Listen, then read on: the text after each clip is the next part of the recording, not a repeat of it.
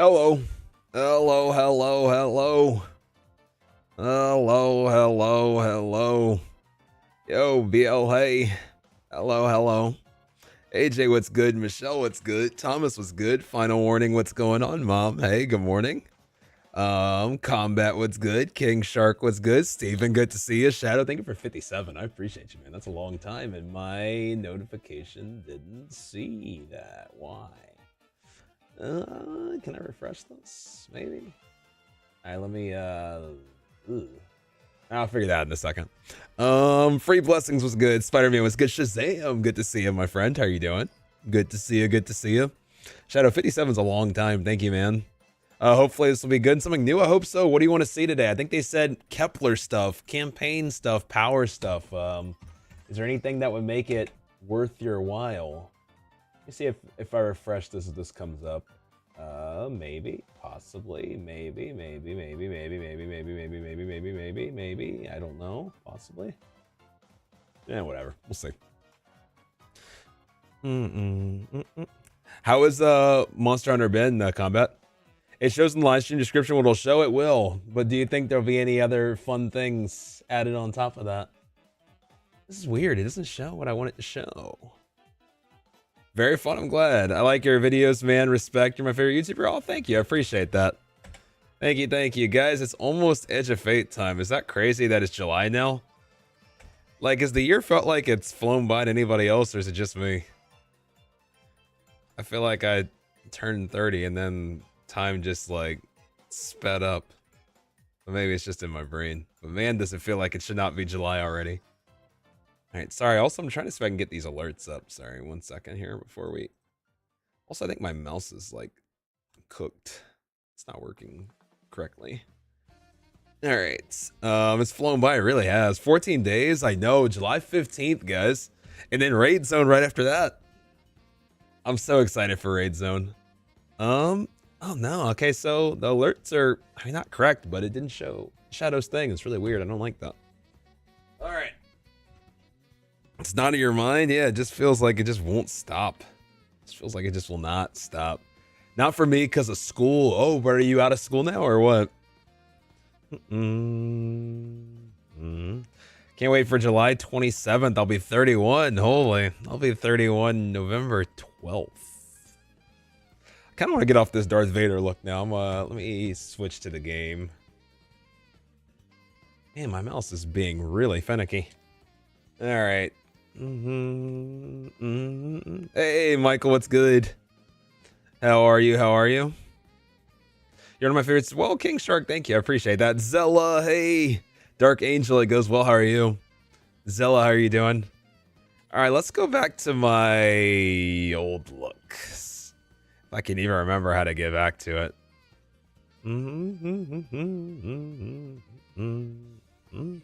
Actually, no, I could probably cheat my way back to it. Probably at least. Let's go. Yeah, it'd be close enough. It'd be fine.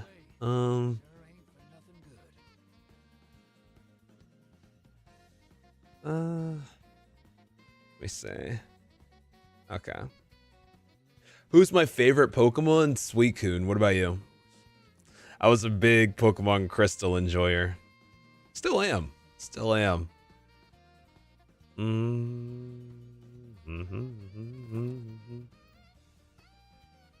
All right, let me see.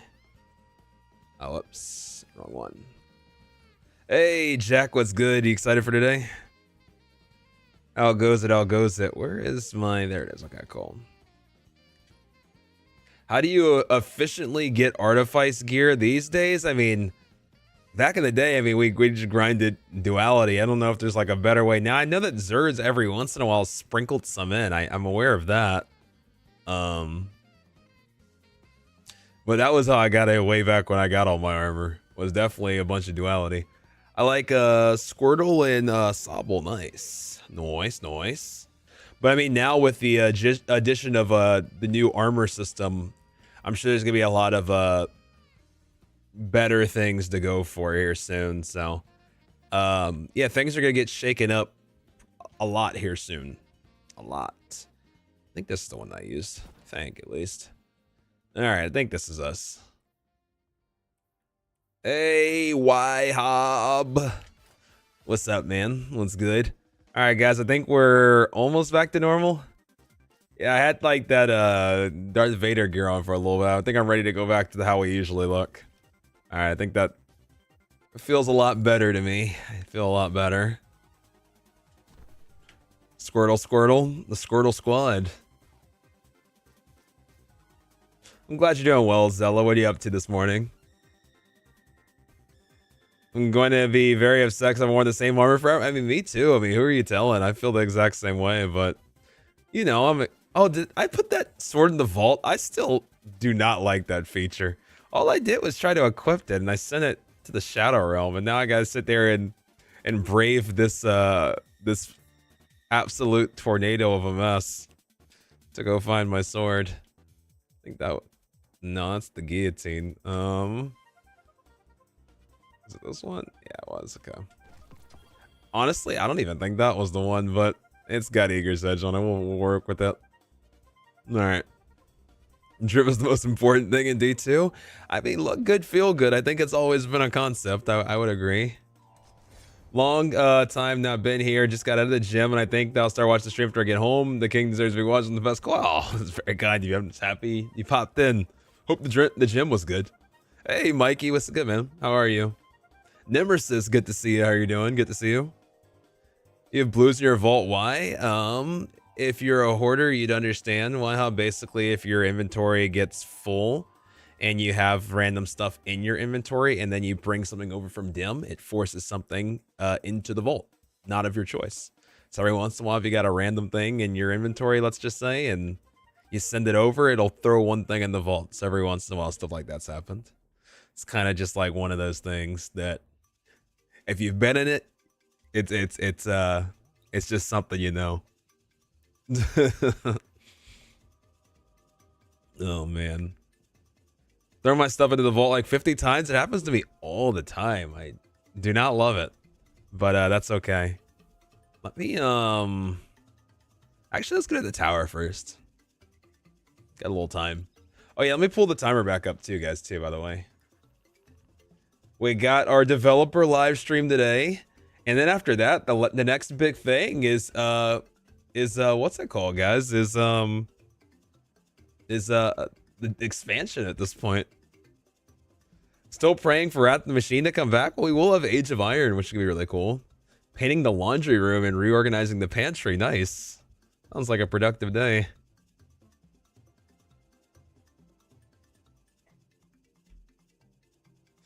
The idea of Destiny is not just have the important stuff, but all the stuff.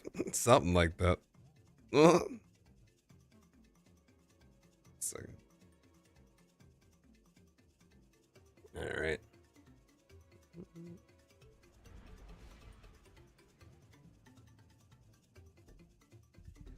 Can't wait for them to announce Brad the Machine. I promise I'm not crazy. I mean, wouldn't that be cool? I mean, what do you guys think is gonna come with what is it called? Was it called Ash of Iron, or I almost said Age of Iron? I think it's Ash of Iron. But I don't know, I could even be wrong on that. But regardless, what do you think comes with that?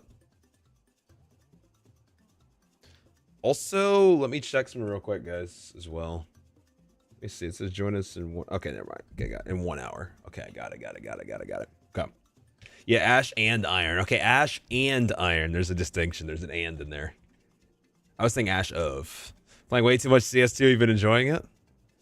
Look at all this stuff I got in here. Is this just all the rest of the yeah, it is. Why do I have all of this? Like, I can just unlock all this. Why is this not like already in the things? Well, I guess let me do that now. Hope the Iron Lord axe becomes an exotic. That'd be cool. Hey, pigs. Everything's been going well, Shazam. Everything's been going well. Just been working really hard on that D1 video. That I can't wait for it to be done. Good lord. Yeah, guys, the way that it's looking, I didn't get a chance to say this, but it's a good thing we are talking about Ash of Iron because it's relevant. So let's have a quick chat. I know I was saying that I really wanted the D1 video to be out by the time of the expansion. That's looking more and more like it's not going to happen, which sucks because I mean, we're working on it every single day. It's just such an endeavor. But what I was going to say is the new target date for it that we're targeting as of right now is actually going to I said actually.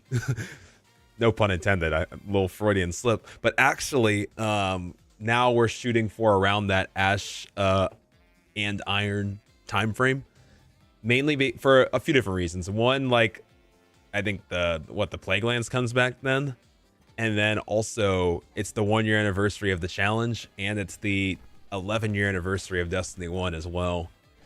So that's starting to look like the new date we're gonna be shooting for, but you know, we'll see.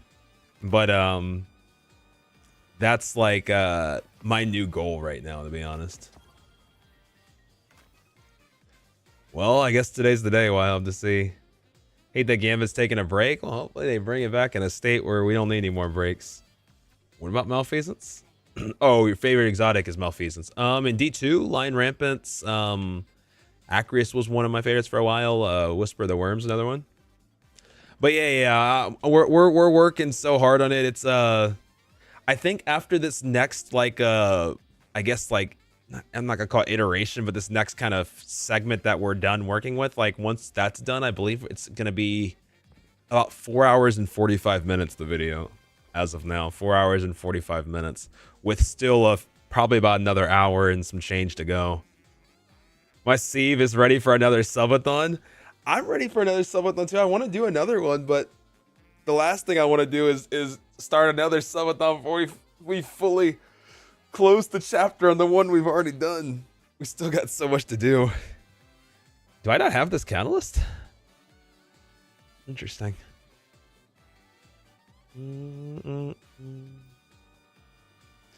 Yeah, but we will definitely do another one. It just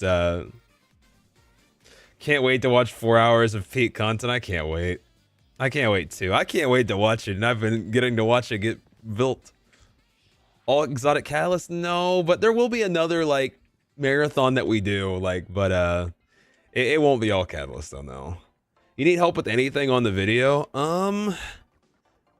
As of now, not at the moment, but there might be other things that eventually come up. I mean, I gotta be honest, like the community, everybody's come in clutch to help out multiple times when I have needed things, like Pigs and Zella's in here too, and there's so many others that were helping with like really getting us all the clips and documenting all the clips that we needed as like Twitch was deleting all of my VODs. That was really helpful. That's really helped Sparky to be able to kind of do his thing. We still a lot of times still have to go to the YouTube VOD, unfortunately, and dig up things, but it definitely saved a lot of work.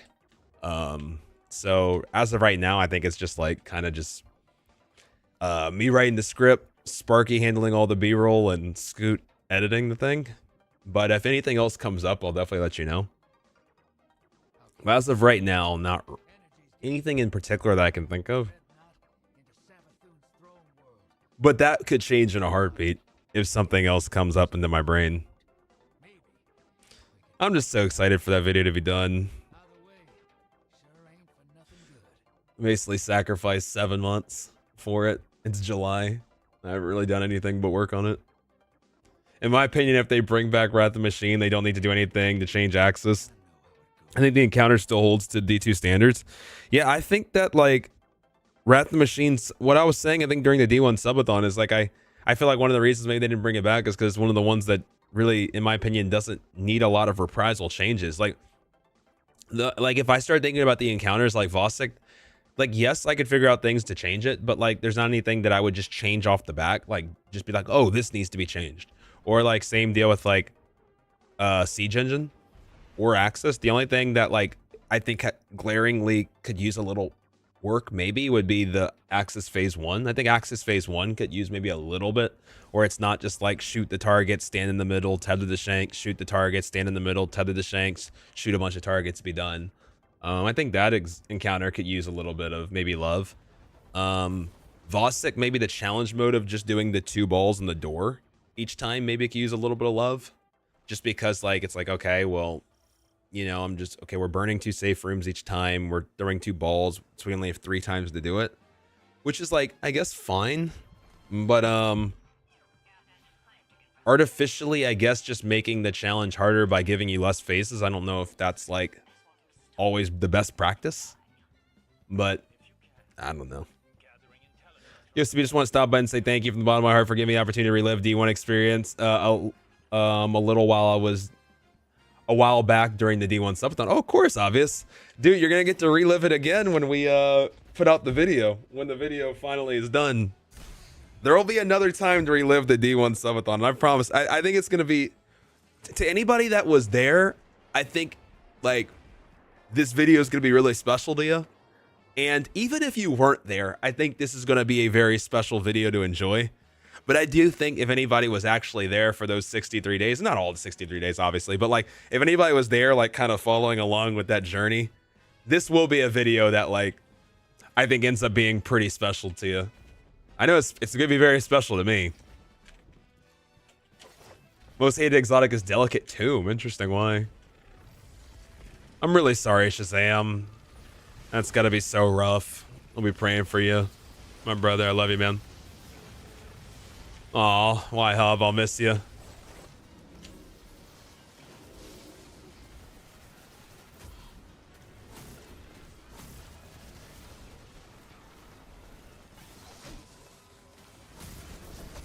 Controller feels like it's bugging. Hey, Scoot, what's up? But yeah, Scoot's working on the video right now. I think before Edge of Fate, if we add the new cut that we're working on now, I think we're going to be approaching 5 hours. I think, what, like 4 hours 40 or something, Scoot? With what we're set to have done before Edge of Fate. Oh, I didn't mean to do that. No. No. 4 hours 40? Okay. I was there for 95% of the sub. Michael, you were there for the majority of it. And you were holding it down. Encouraging people to keep that time up and you know, really cheering us on and the RNG on, and I appreciated it, holding it down. It meant a lot.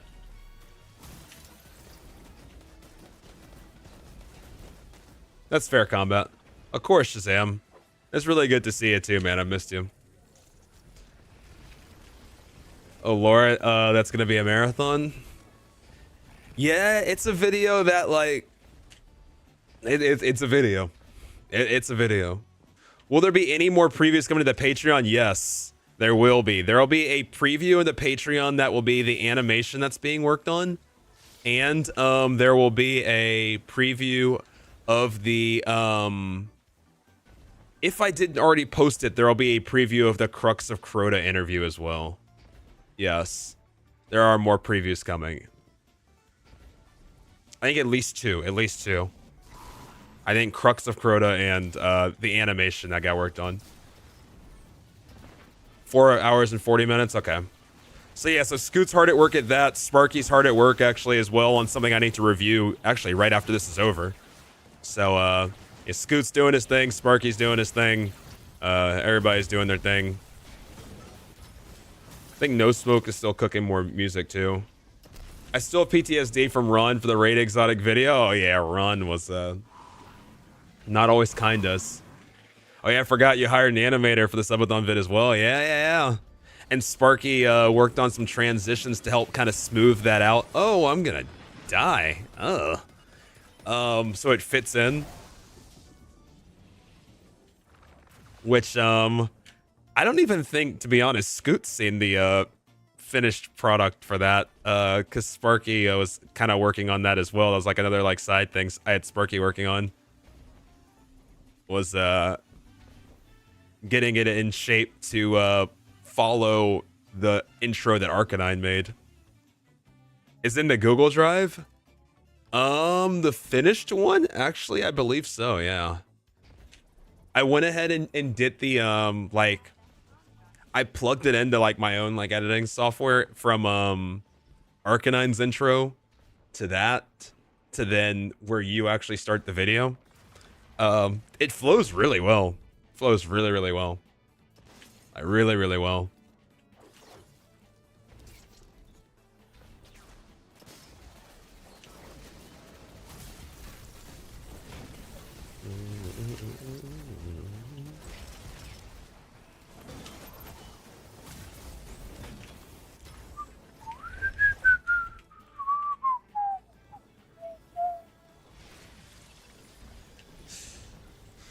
What they do to my baby.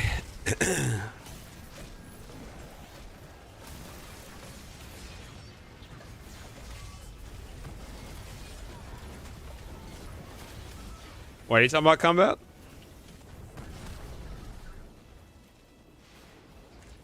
Well, bedtime for me, it's 2 a.m. I gotta wake up at 8:20. What do you got going on in the morning?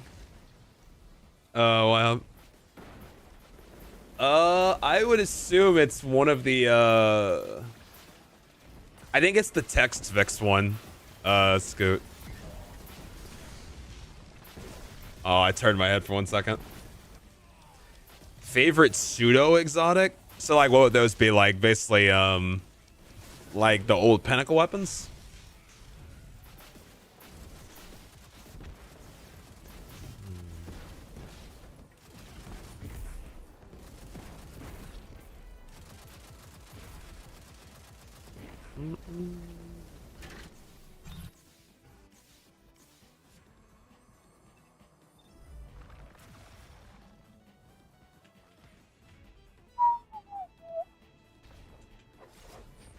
You said, is Bungie going to be sponsoring Raid Zone? I don't know what's going to be going on with Raid Zone yet, in the sense of like in the sense of what can be shared about the direction of where this one's going just yet. But just know it's going to be big, whatever's done. I mean, you guys know what happened with Dungeon Zone. But with Raid Zone, the only thing that I've been able to say so far is that Evan and I are trying to, you know, take things to the next level. When we can actually talk about what in the world we're doing, you'll know when I guess you hear. But I'm excited to be able to share more about Raid Zone. I just can't quite yet.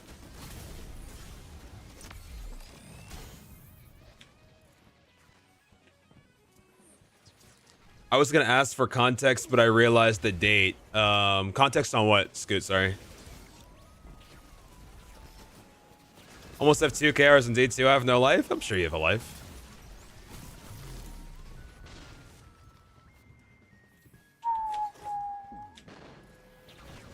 Oh, the date's in one of the animation. Gotcha, gotcha.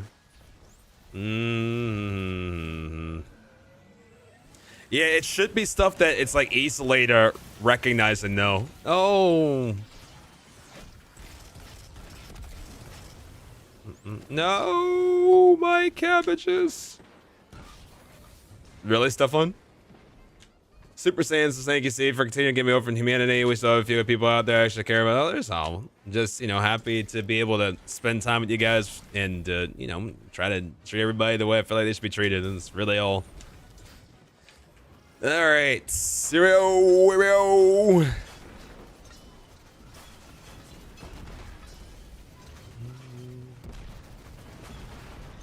So how changeable are these, by the way? I have something to mention if I need to answer that question. I mean, it really depends on what you're asking is changeable.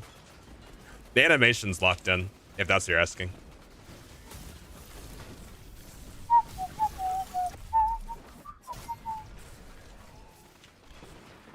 When did they add tanks? They did a lot of tweaking to this.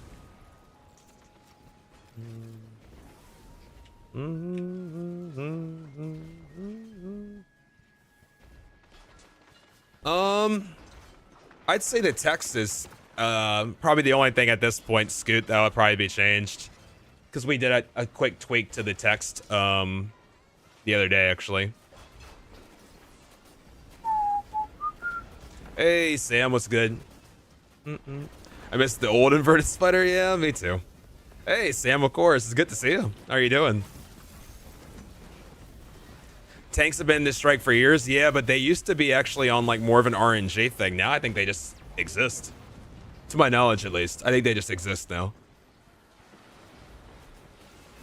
It's very different than how it used to be. It used to be you kind of got the good RNG and you could get the, oh, I'm going to die.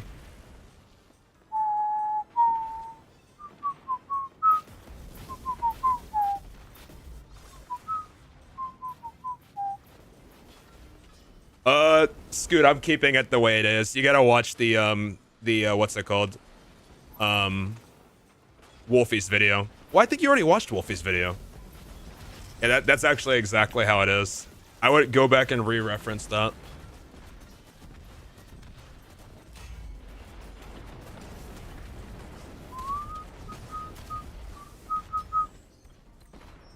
Yeah, that was a style working on that I was working on knocking down. Let me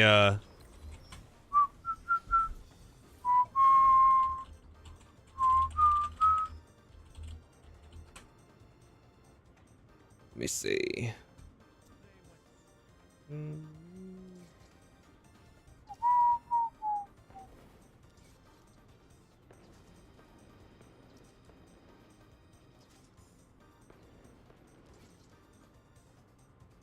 Let me go snipping tool.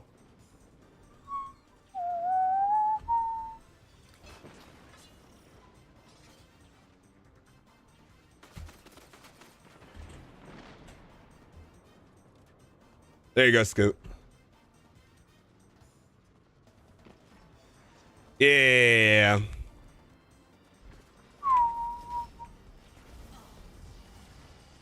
I just sent it now.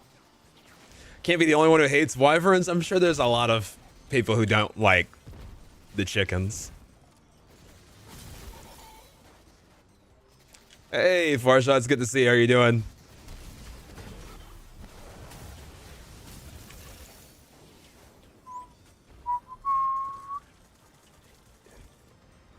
Dude, I loved that raid. So many OG raids, man. Anyways, to be on my head out and do some IRL priorities. Be back before the Bungie stream, though. Sounds good. I'll see you soon. Doing pretty good, CB. I'm on a break from medical school, but aside from that, business as usual. Nice. How's medical school been? I'll see you soon, Sam.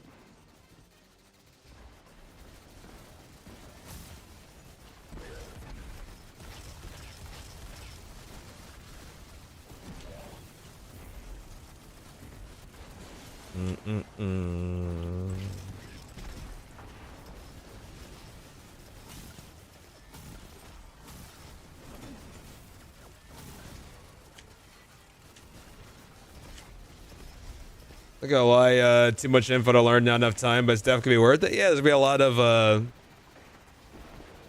I'm sure like a lot of that over the next few years of a ton of info, but I'm sure when you come out at the finish line, which 100% you will, it's gonna feel very worth it.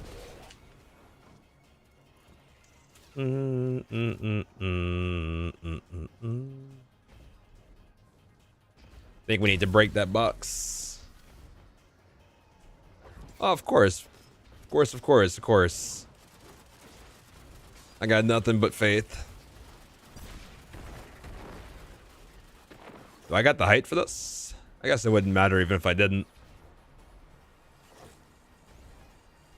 Am I gonna die for this? That's not cool. So a very early version of that's the thing. Yeah, I think it came together nice.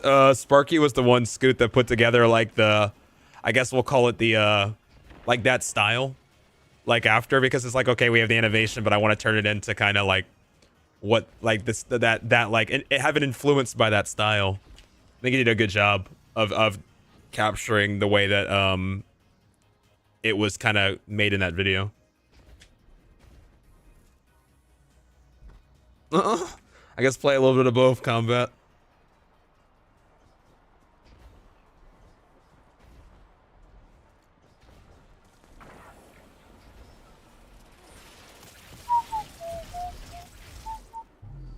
You know what? Let me check some real quick.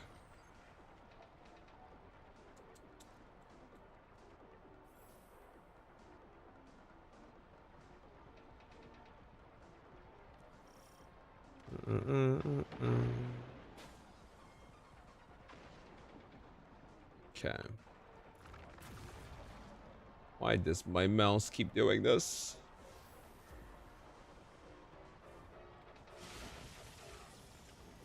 Hey, Karan, how are you doing? It's good to see you.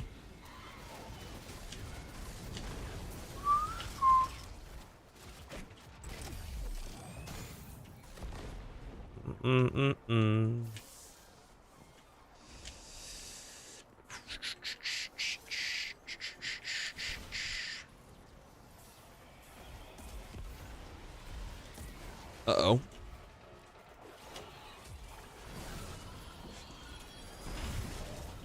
I remember Whisper Helps too, Kron. What a great era of time that was. So fun. OG Whisper was so much fun. Can't believe it's only 22 days till I get my Capri Sun. Is it really that close? Good lord.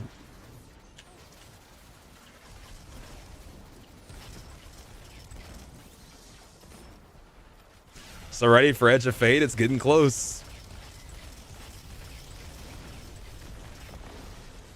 Oh, no. Free Suns differently? They really do. Yeah, I can't believe Guardian Con's so close. Guardian Con's close, the raid's close, the DLC's close.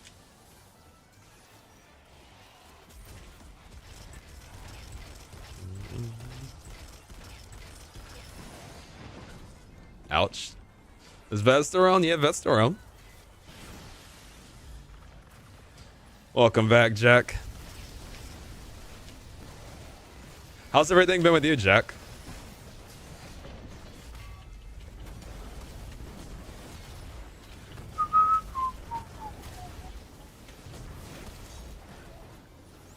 Hey, Dragon Warrior, how you doing?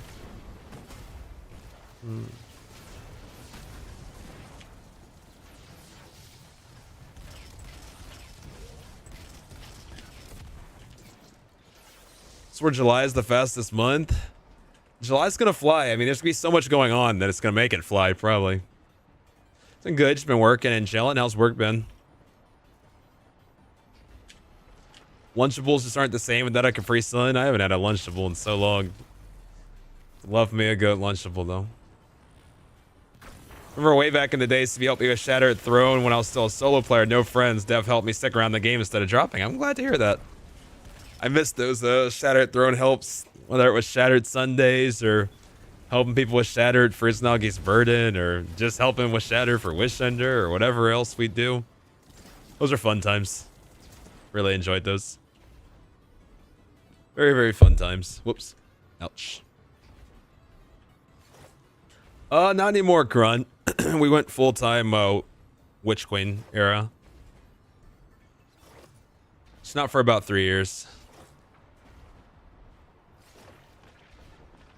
I know, Scoot.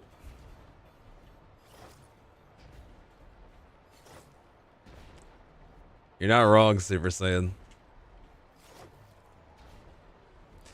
Honestly, Scoot and Edge of Fate will make for good content to finally go for all of them.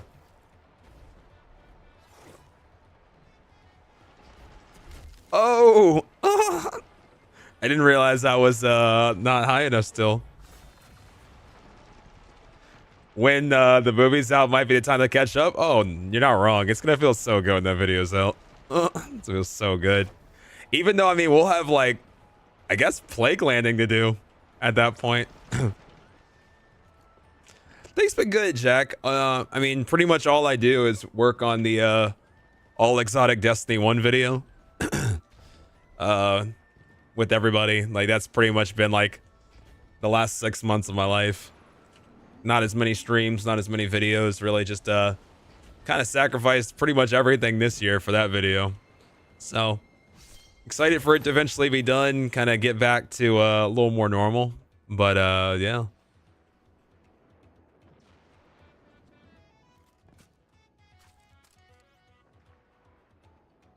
Oh, yeah, that's true too, Scoots. Yeah, there'll be a lot of different things, like, I guess, to keep in mind. Excuse me. I shouldn't have rallied with that sword, but that's okay.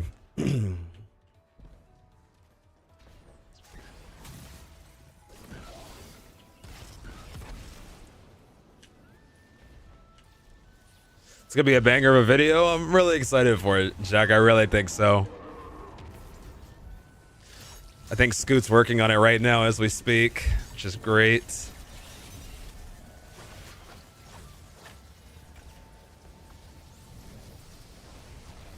Hey, Lamp. Things go well. How are you? Planning to rent a cabin in the middle of nowhere for a week after it's out. Honestly, I'll probably take a vacation once it's out too. And then I wanna go grind really hard. Like I'm excited to like actually like get back to like kind of like grinding. Like once the video's out. But yeah, I'll probably take like a week vacation too. You're probably not wrong on that. I might go take a vacation also. But then once I take a week off, then I'm ready to grind. I'm ready to play. Anyone gonna see Jurassic World movie this week? I didn't even know it was coming out this month. You know what I did see with Evan and Eli? I think it was yesterday. No, it was 2 days ago. I saw 28 Years Later with Evan and Eli yesterday. What in the world was that movie? If anybody else saw that. I hadn't seen the others, so I just thought I was just gonna go see like a zombie movie. That movie was so pretty much 28 snoozes later. That movie was something. Let's just say it wasn't what I was expecting. Was it really that bad? I don't know what it was. It was just like that movie was on a different. It was just a trip. It was just a trip. Is what I guess what I'll say. It was just a trip of a movie. Disservice to the original. See, I didn't watch the original, Scoots. I think, but I had the originals described to me, so I had like kind of a predetermined way of like that I thought the movie was gonna go, and then it just went in. I don't even know. I don't even know. Hey, Coyote, what's good? How are you doing? Hey, Kenny. I had family members watch the originals. They said they were good. I'm sure they were. I don't doubt it. But what I watched was, I don't even know what to describe it. What am I doing today? We're kind of just hanging out until the developer live stream happens.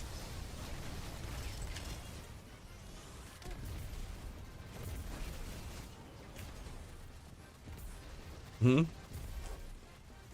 movie theater food was good, though. I got some cheese curds, and they were really good. They have this, like, pepper jelly with them, and they were very good. I can't lie. I'm good, man. Been a hot minute since I've seen your stream. Busy with work. How's work been? It's good to see you. Splendid. Hey. Actually, need to get more class item. What's the guy roll for the Titan exotic class? I can't even remember these days. Anybody? What are we looking for these days from the Titan class item?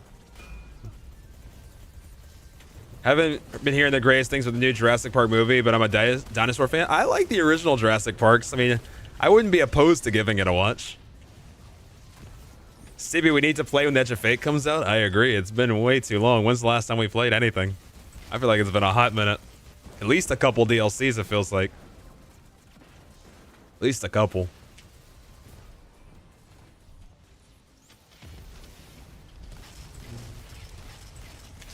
I saw the first one when I was 8 and cried. I need to go watch the others. I heard, though, speaking of that, though, guys, I think there's another one coming out in January. Like, they have a sequel. Well, I know they it's already been like a multi-part movie, but they have another one coming out in January, I think. Which to me is like, that was not what I was expecting.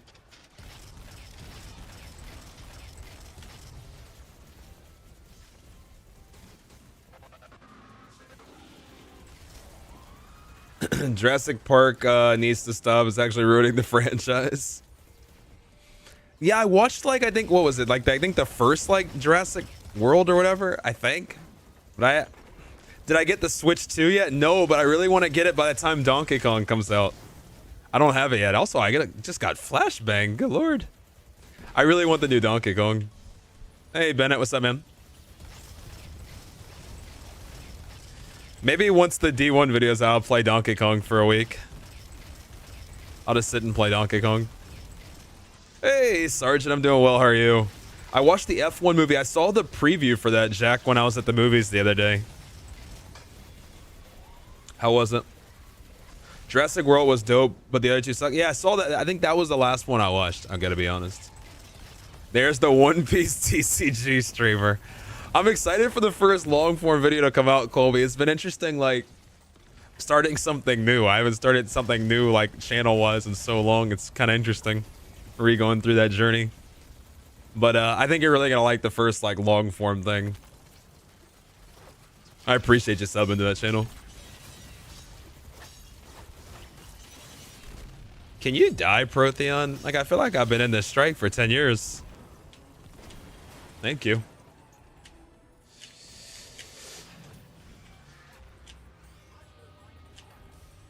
Alrighty, boy.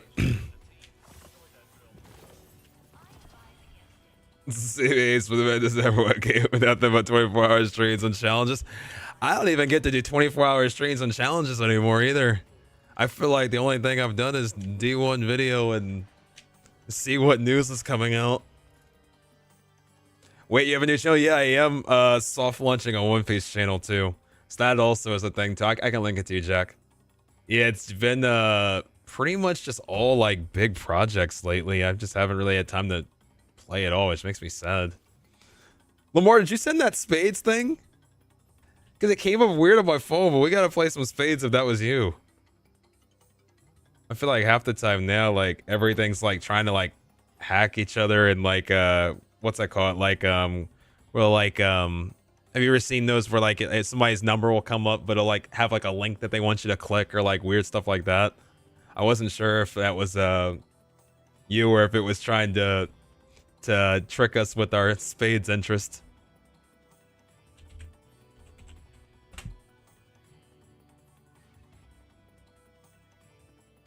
All right, let me pull it up, Jack. 1 second.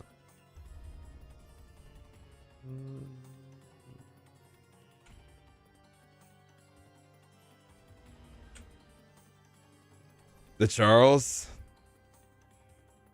Does that mean that it is Lamar? Because if so, we need to get some spades in. This is it though. Or at least not with the slash shorts. I don't know if that's gonna take you with the slash shorts, but do it again.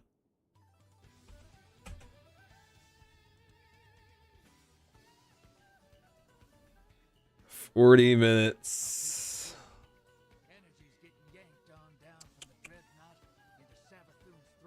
What do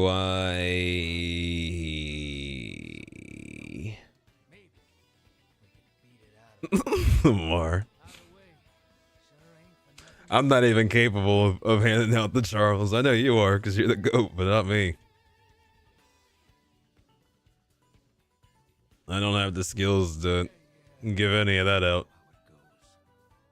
Let's just run around EDZ. Oh, that's because it used to be the second channel, Jack. It used to be the clips channel. So that would make sense. I just repurposed it. I got some long form stuff coming soon on it from Japan. Are we excited for the stream? Yeah, I'm excited.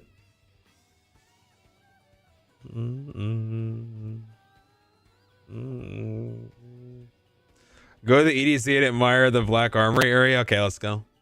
I'm down. How do you get the class items again? You can get it from the like the 2-player mission from Final Shape, or from the Pale Heart. I think they can randomly drop. And now I believe you can even pick them up from Zur now too, right? We'll go make some dinner. We'll continue after the stream. 07, Mr. Scoot, 07.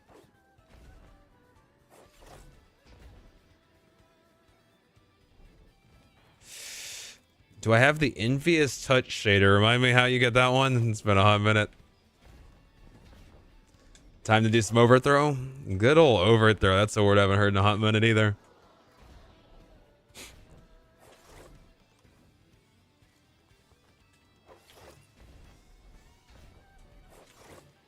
Ada sometimes. Let me say, I probably do. I mean, I could check. They need to search for Zilla, to be honest. What is it? Which era is it from? That might be a better way of going about it.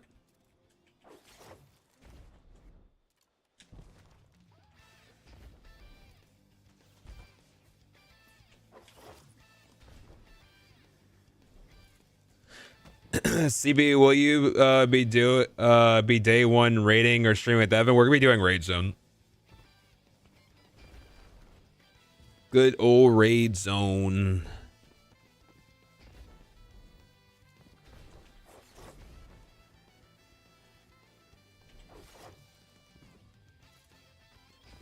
Raid zone. Thanks, Scoot.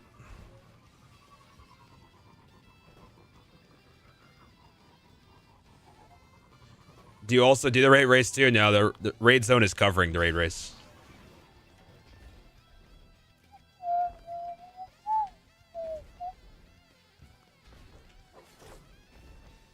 Only another half an hour until it's done. What do you guys want to see from today's stream?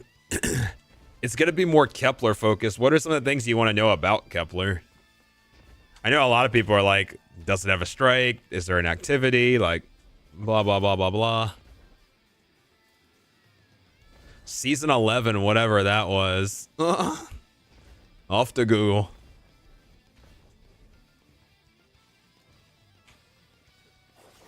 Rate tease and an exotic showcase. You want a tease of the raid? Oh, wow. How is editing on the collecting D1 exotics coming along? We are, after this next cut is done, we will be at 4 hours and 45 minutes. And we probably will have another, if I had to guess, hour and 30 minutes. Probably. Maybe hour and 15. That video is just, it's just so much to that video. It just never ends. I'm really excited for it to come out though, but man, it just never ends. Niobe.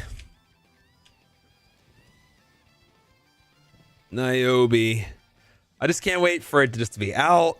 We can get back on a normal schedule. We can stream again at normal times and do fun videos like, you know, weekly. And I don't know, I'm excited. I'm just excited just to get back to some normalcy. That's not to say I'm really not enjoying making the video, but like I don't think I could ever do a challenge as big as the D1 challenge again, because it's just like, all practical purposes, it hijacked like a year of my life in some ways, but like and in a way that I think is gonna be very rewarding. Like that stream was like a once in a lifetime stream for me. This video will be a once in a, really, I think, my channel's lifetime video. So I'm happy with like to take the time for this one. But I think we'll probably do like still big things, but not probably on the scale of this past one. I also want to know why the Plague Lands are coming back. Me too. Hopefully we see some more Siva. It'd be cool. The tunnels. The tunnels.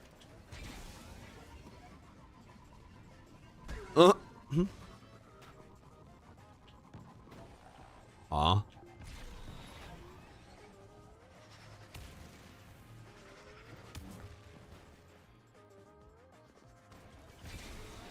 No. Secret tunnels, yep. Aw.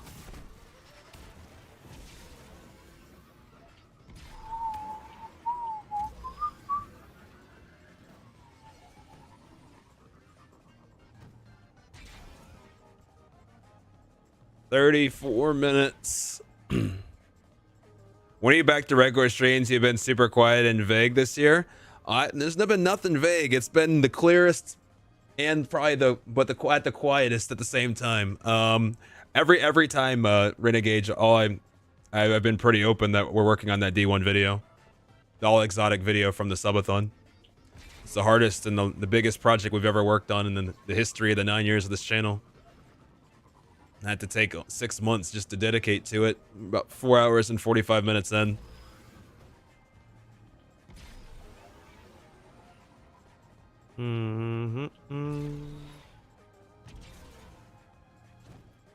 Yeah, it's gonna be the biggest thing that ever gets put out on this channel.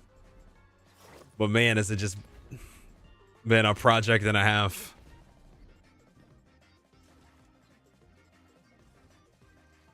Saw you were doing a Guardian rank challenge. Yeah, we're still gonna be doing that, but there's like two things to it. One, like the D1 videos just has me too busy. But then two, I kind of decided I kind of want to do it all at once. Even if it means like some crazy amount of time again. I feel like it'll hit harder if I do it all at once. But yes, I do want to do a Guardian rank thing. But I think that I'm going to actually be finishing it in Edge of Fate. At first I thought I was going to try to finish it before Edge of Fate. Now I've kind of changed my mind, I think, a little bit on it. Is there any challenges you want to do or cover? I feel like there isn't that many. Yeah, I have like a list of about 20 different video ideas I have that I want to do, but that I just haven't really had the bandwidth to do. Not if you're going to ignore Shax the whole time. If there was more Crucible related things, I would do them. I honestly missed the time where you were forced into Crucible and things like Recluse and Mountaintop. I know that's not popular, but I liked having the reason to go to all these different places, but you know, we'll see. We'll see where things go. We'll see. We be doing day one expansion stream? Oh, most definitely. Day one expansion for sure. Oh, Vex Incursion. I just looked randomly and one's there. Guys, let's go do a Vex Incursion like it's D2. All exotic. What's the toughest challenge you did? Collecting all the day one exotics by far. But yeah, no, there'll be a day one expansion stream and a raid zone stream. We have some raid zone announcements soon. I just can't say them yet. I'm excited. Anybody want to come Vex Incursion with me? Vex Incursion. That's kind of interesting that would happen right when we would jump in. I haven't done a Vex Incursion in a little while. Any seasonal stuff from last year you have left to do before it goes away, like the exotic missions? I have like some minor things that I need to do at some point, but overall I think I'm fine for the expansion. Like a lot of our old toys will still work, and then there'll be new toys to go get. So I'm not like too, like I guess, worried about that side. Wait, what's your Bungie name? cbgray #3309. Vex Incursion. Wonder what exotic we get.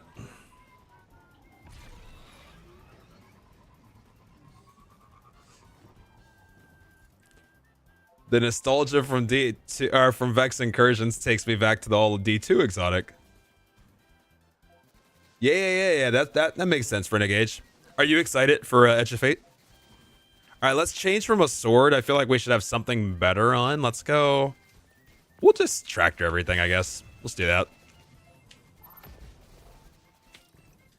Do you still do light 0 to cap light on new account videos?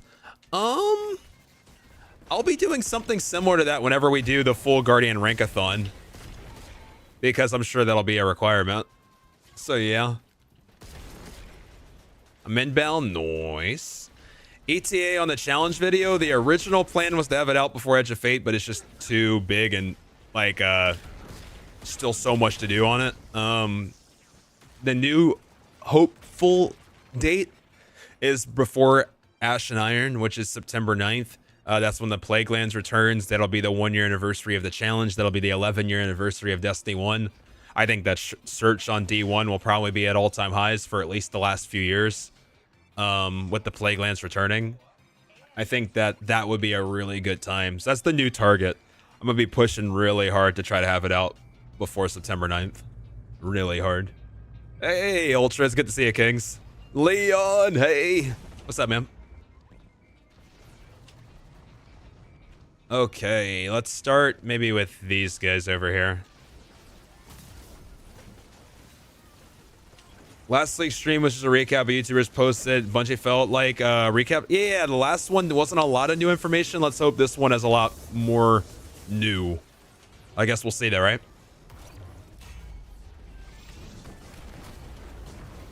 The only downfall about the challenge that Right of the Nine gift. Yeah, exactly. You're not wrong. Like Right of the Nine, definitely provides like some interesting opportunities for some to circumnavigate a lot. Like you're 1000% right on that, but it's okay. Been well, Kings. How about you? Doing well, Leon. No reason to complain, man. Life is good. I'm happy to see you.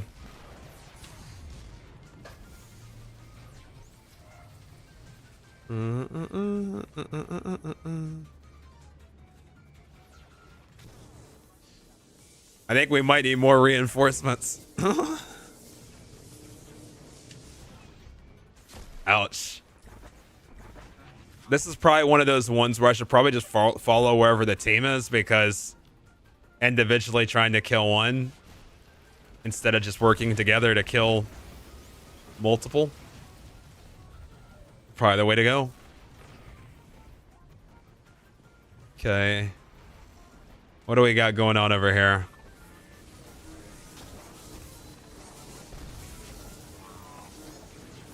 Egg son of chicken just joined. Beautiful. All right. There's one down. We got 5 more to go.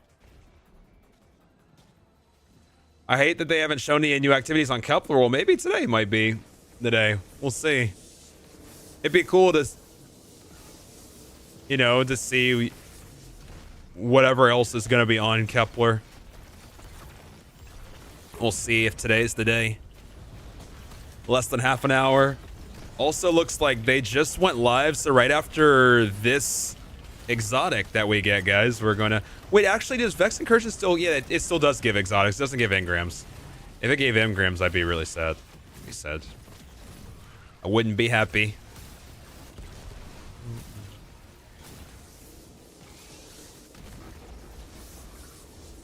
Try to help. Much love. All right, there's 3. All right. 3 more Minotaurs. 3 more. Are you willing for any challenge ideas from people? Are you like, am I willing to take challenge ideas? Like, in a sense, are you talking about like a suggestion is basically what you're saying? I think that's what you're asking, right? If like I'll be open to suggestions? Yeah, I mean, you can suggest anything. I mean, I would always all ears to suggestions. What do you think of the tiers for gear, new stat systems, and power reset? Really happy for the power reset. The gear tiers, we'll see. I'm excited for a shakeup though, for sure. Like, you know, when's the last time we've cared about armor? It's been a really long time. You know, how it's implemented, I mean, that kind of remains to be seen, but like the concept of a shakeup I like, yes. But yeah, always open to suggestions, Coyote.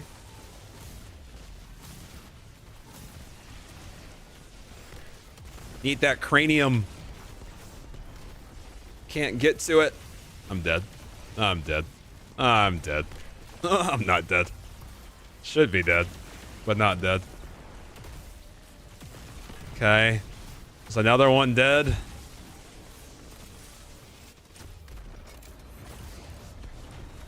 Another one dead. One more. Oh, I'm dead to a wyvern. All right. One more. One more.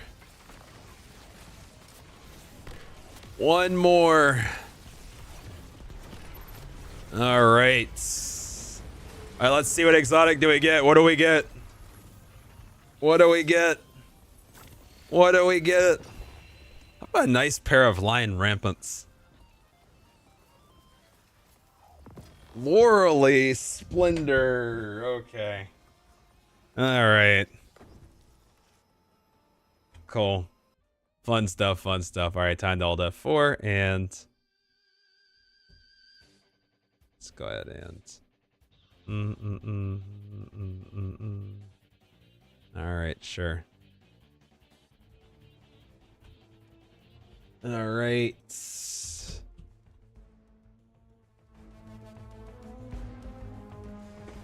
What about the featured gear and the 10% bonuses for using the gear?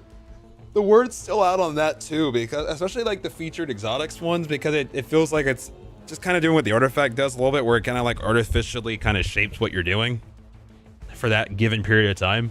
But it remains to be seen. But that's at least like what my concern would be. What about you? All right, it's time, guys. It's time. You doing any giveaways for Edge of Fate? Yeah, but when we get a little closer. Yes. You got a really good roll combat? Let's go. Let's go, man.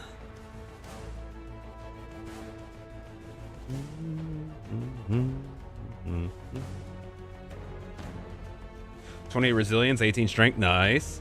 All right, guys, what are some things we want to see today? We want to see, you want to see if there's activities?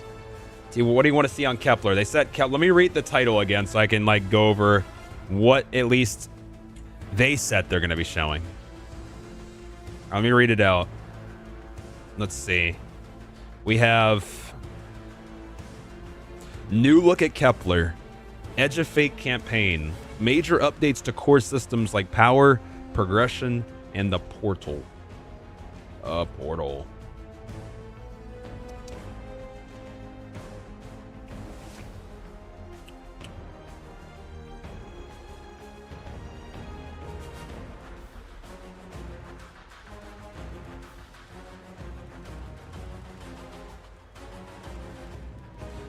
What are we wanting to see, guys?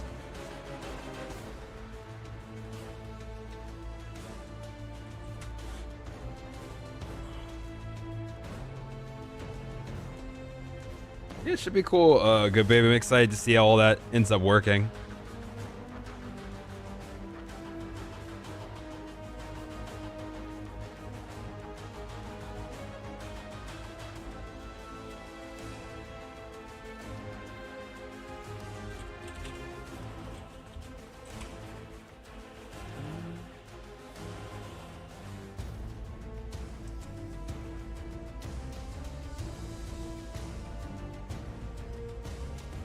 Why does it always keep doing this? My mouse has been... I think it's time for a new mouse or new batteries. One of the two. My mouse is... Please stop bugging. Okay. Alright. What do we want to see? Oh, I just lost... Oh, there we go. Modding old guns. Okay. Return of D1 characters. Hey, talk us what's good.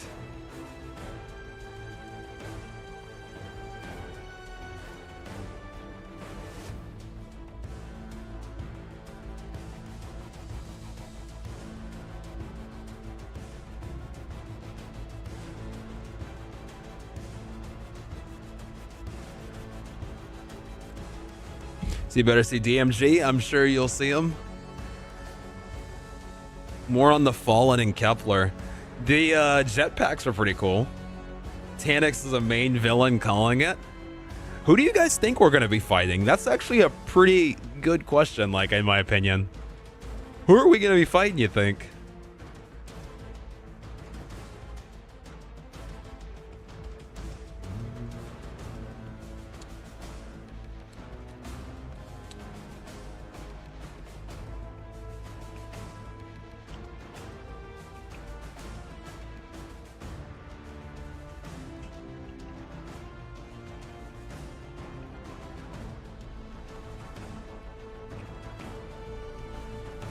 Like, who's the big bad gonna be, you guys think? Atrax? Tanix, no cap. Who's the big bad? I'm sure, hoping the Edge of our fate is not Tanix. Maybe guns with decked out perks are attacked to clear up any vault hoarding with multiple rolls? Yeah, we'll see. It could be a way. I know, Zella.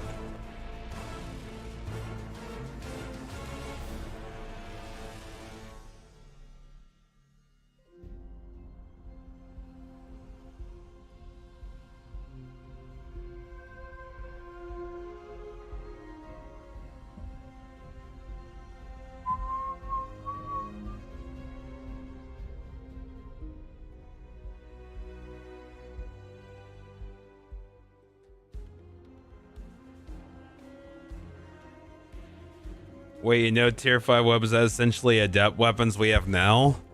It's gonna be interesting to see, like, when it comes to like comparing like a fully, let's say, god roll, you know, adept weapon prior to Edge of Fate and like a tier 5 god roll, like where things are at. I would imagine that things will lean towards tier 5s, to be honest, especially with the different bonuses and whatnot and everything else.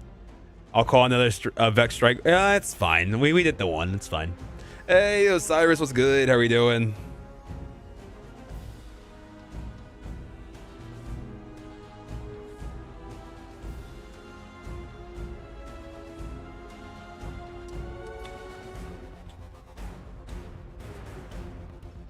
Hey, Hashi, it goes well. How are you?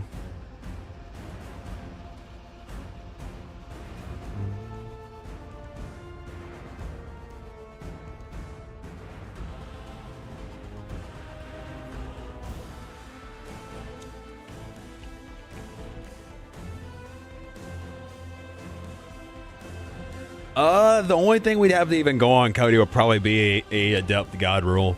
Or like a fully crafted, fully enhanced type thing. But like, yeah, I would say that this is going to be that new thing. Big bad is going to be Nezarec. He thinks it come, wait, Rolk and Emperor is the final boss. They just all, what, get wished by the Dragon Balls? Huh? Why does this keep happening?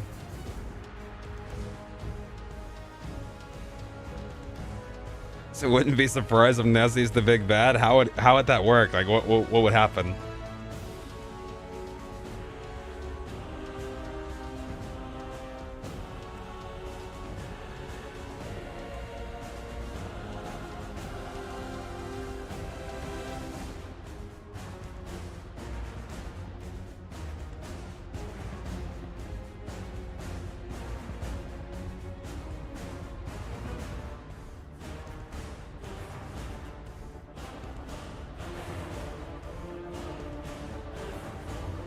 Callus returns all of a sudden.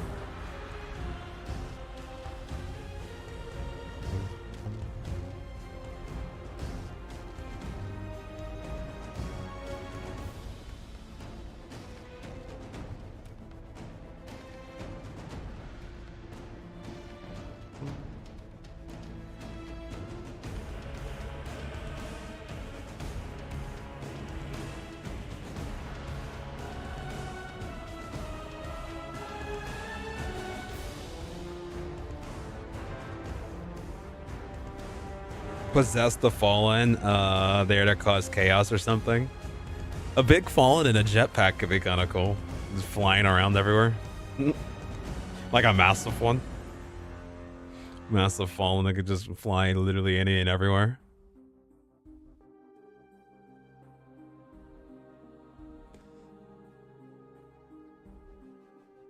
The music's good. I'm excited. I'm excited for Raid Zone, guys. I'm excited to be able to talk more about Raid Zone.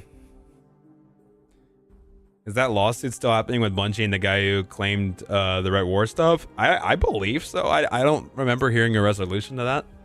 Unless I'm tripping. What about a Cabal on a scooter? How would that fit into what's going on?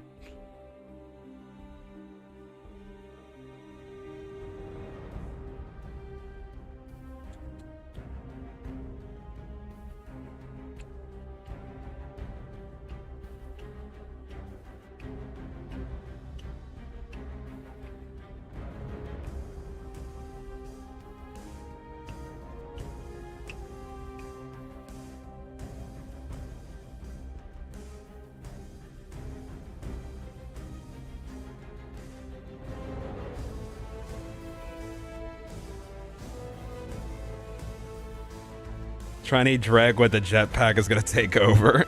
I believe it. Just please no Dread for a while. Tired of the Dread. Screeves and cursed thralls that have jetpacks. Huh? I feel like after they remake Wrath, we're gonna get Leviathan back either this year or next. Interesting.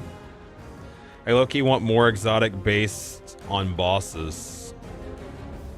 So basically, like, here's an exotic based on XYZ's blaster cannon or whatever. Something like that. Like the man, like the armor piece. Oh, 100% Zell. I wish that, not even just exotics, to be honest. I just wish more gear in general was like the wear what we fight concept. No, I agree. No, what you're describing is what exists in D1 that doesn't quite exists to the same capacity in D2, unfortunately. I missed the wear what you fight concept a lot, to be honest. Yes, I would love that. I would absolutely love that.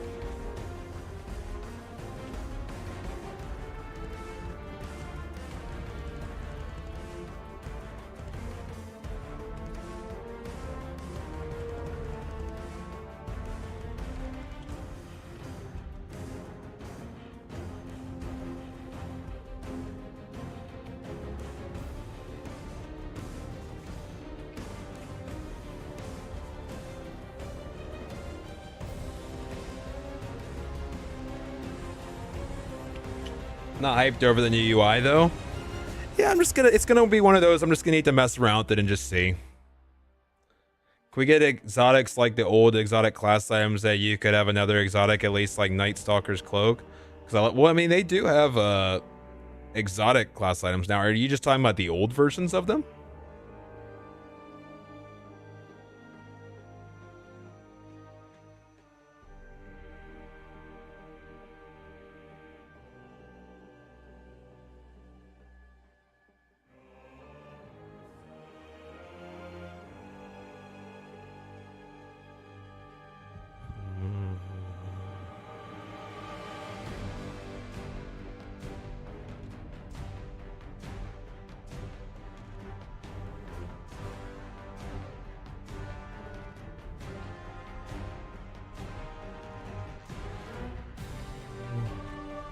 $11 One of the last examples I can think of is Nezarec Sen. Yeah, it's true. Yeah, there used to be a lot of different really cool like armor pieces that were tailored around like what you got, like Cloak of Taniks or Silent Flare cloaks or Mauler arms or blah blah blah. Like, yeah, no, I do wish like kill this, wear this.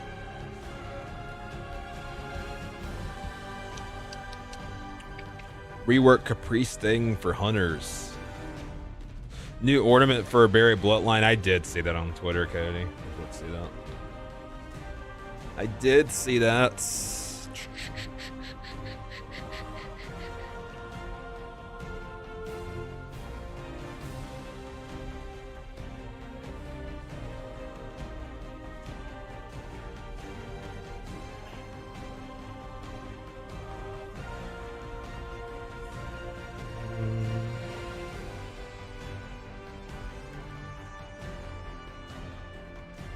CB, do you think we will ever get more fragments or prismatic? I'm sure there'll be more of everything at some point in time if you hang around long enough. That's usually what I answer for everything with Destiny. It's like, you think this will come back? I'm sure if you stick around long enough.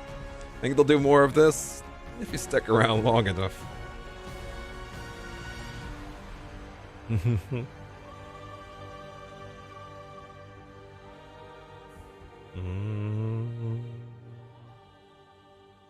Almost time. Under 10 minutes. Let's go.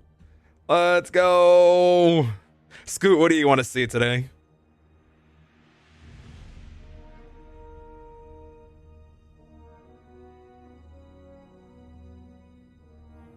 Content, what type of content, Scoot? Nothing more. What content? Nothing more and nothing less. What content? It's almost time, ladies and gentlemen. New content. What type of new content, Scoot? What type of new?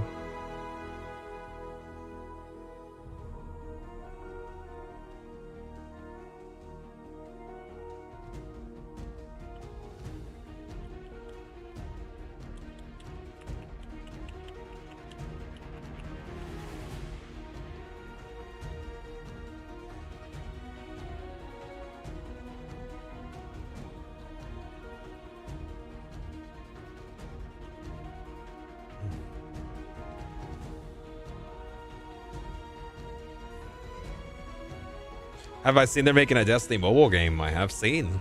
Played the beta.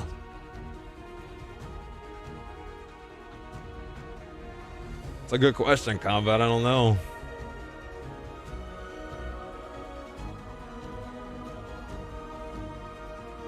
Almost time.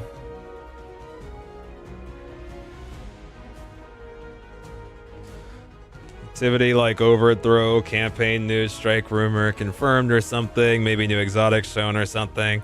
Okay, I just want new content because I ain't looking good right now. Well, Scoot, in an hour, we'll see how we're feeling. 8 minutes. New content, please. Yeah, I like the... Honestly, and when did the bar stoop to even one strike being enough, to be honest? I mean, everybody's like, are we getting a strike? I'm like, well, this one is like we're getting like multiple strikes. I don't like just getting one. Ugh.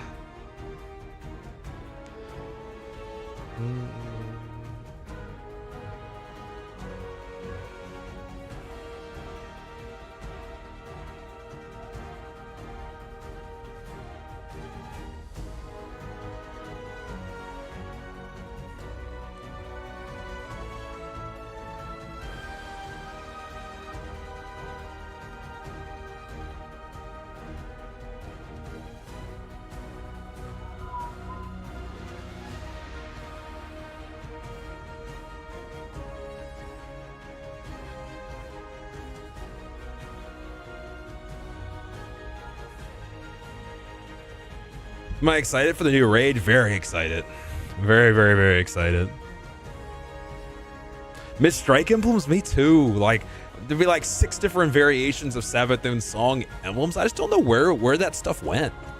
I mean, I do know where it went. It went to the vault, but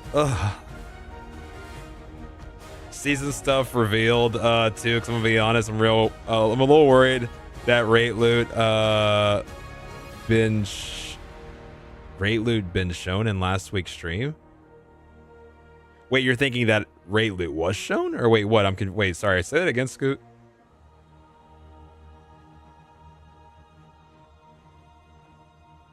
Oh, you think it was shown? He said, "Am I actually run it?" Yeah, I ran it last time too, Scoot. The thing was that the thing gave a euphony instantly, and then we did then challenge came after. It was like the perfect storm. It's like, here's euphony. I was like, cool. What will you do when the timer gets to 0? I'm gonna dance. Scoot, how was that when I did raid zone? How is that gonna work? I'm so excited for raid zone. Oh, I'm so excited for raid zone. Raid zone. I was promised a contest run to that, but how is that gonna happen, Scoot? After that period of time. You sleep. We groupie run. Oh man, Scoot, I stood for 19 hours. I wasn't expecting that. I don't think any of us were expecting that.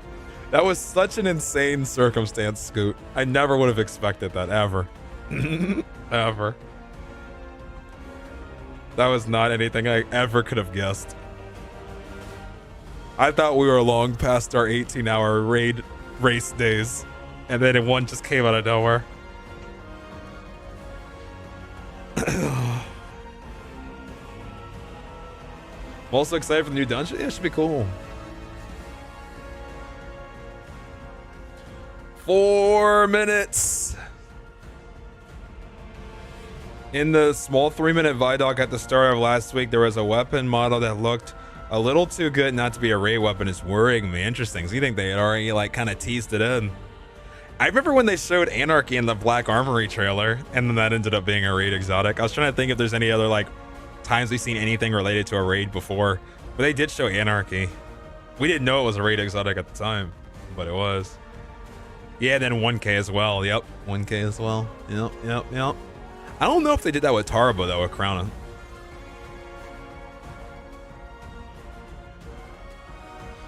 If they're gonna be that long, just make them a barbecue at a sleepover party. Hey, you're not wrong. I mean, that sounds great.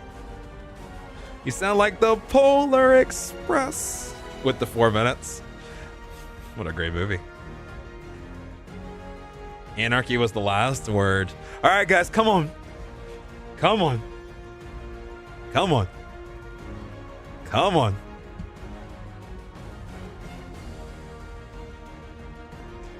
Come on. Hey, welcome back. Welcome back. Welcome to me. You're back right on time. You're right on time.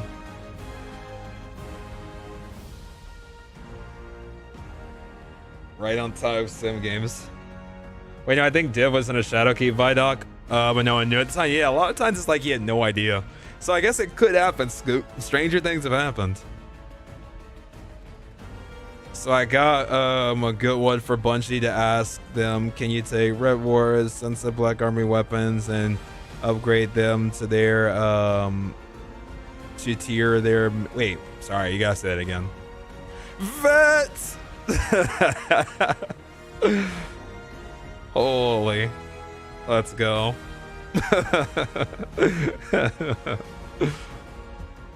Oh man.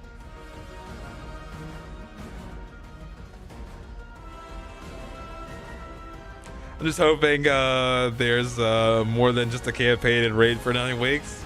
Well, Scoot, we'll find out in 2 minutes, won't we? Or maybe we won't, but maybe we will.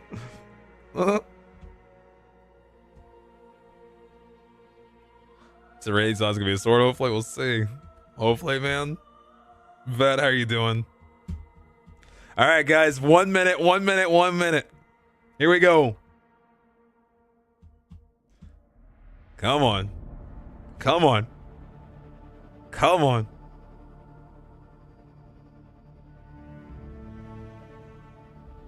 Come on. Some good Kepler goodness. Show us something good. Oh man, show us something good. Remember my weekly test stream disappoint. But you're just on time, Pat. You're just in time. Let's hope it doesn't disappoint. Here we go. Here we go. 1 minute, guys. 1 minute.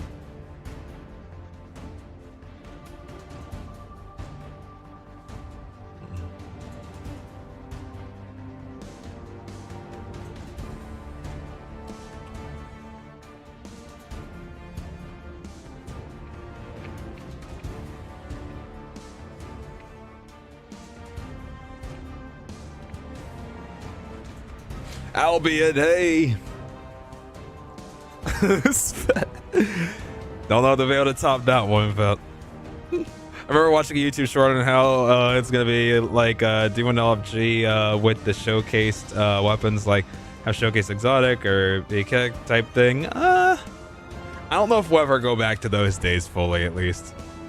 I just don't think the game will ever be like that, like you gotta be hardcore. I mean, I missed it being that hardcore, but like I don't think it ever goes back to that.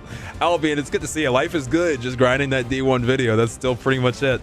We're looking good. Happy to have you here. D1 video is 4 hours and 45 minutes after this next cut. Oh, here we go. Here we go.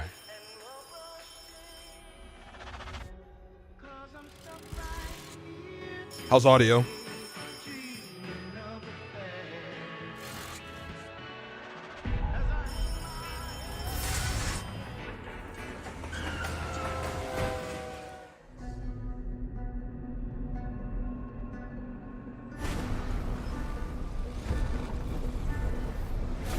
KEPLER.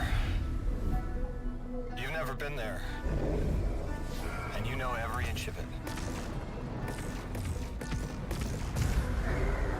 It's the farthest either of us have been from home, in distance or in time. You're gonna get a call. An invitation only you can answer. And you'll say yes. They arranged it so you would never say no. Oh. Who arranged it? Choice is real. And every choice you make will lead you here.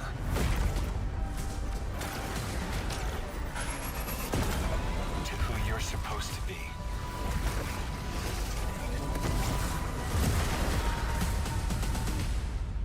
Eyes up, weapon. Oh, was that 6 Guardians right there? Did you guys see that?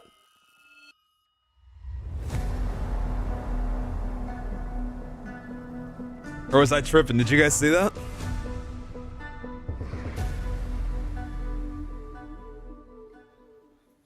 Oh, here we go. Awesome. Lock in, guys. Welcome to Bungie. Welcome back for our second live stream for The Edge of Fate. What you just saw was our launch trailer. We are 14 days away from launch. Is it really 2 weeks? Pretty insane. Oh my gosh. Today we're going to be talking about what activities are on Kepler. What can you expect from world tiers as you're going through for replayability? And to introduce that, we actually have a wonderful human being on the couch next to me. Robbie. Did I introduce myself? My name's Dylan. Hi. Your name is Robbie. Hello. Let's actually get a real introduction for you. How you doing? Hey, Dylan. It's great to be here. I'm the assistant game director for Destiny 2, and I focus on working with the broad Destiny 2 team and creating this game for our players and charting a new course to some new frontiers here with The Edge of Fate. Just 14 days away. It's crazy. Right? It's awesome. Yeah. I keep telling folks on the team, it's like, we got 14 days, and they're like, wait, huh? It's already here? So today we're going to be looking at Kepler. Can you give us a quick overview? What are we going to be looking at?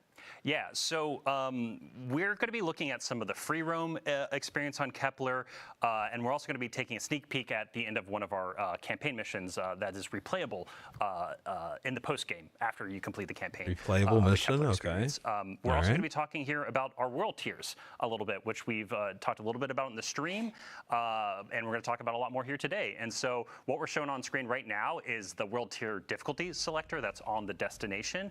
And so right now we're in the Fabled difficulty, and so Brave and Legendary, you can play through the campaign, you can play through the main quest, the story of the release, and Brave or Legendary, doesn't matter.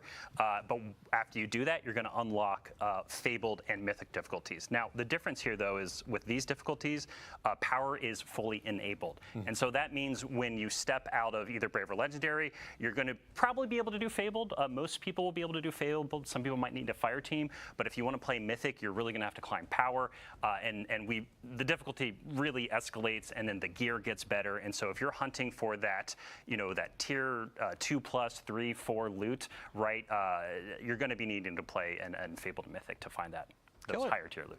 Yeah, let's get some combat going. Really quick, what is the state of our fire team? You were mentioning we're in Fabled, so this is going to be after they've already done their first playthrough. Yeah, so this fire team has played through the Legendary campaign.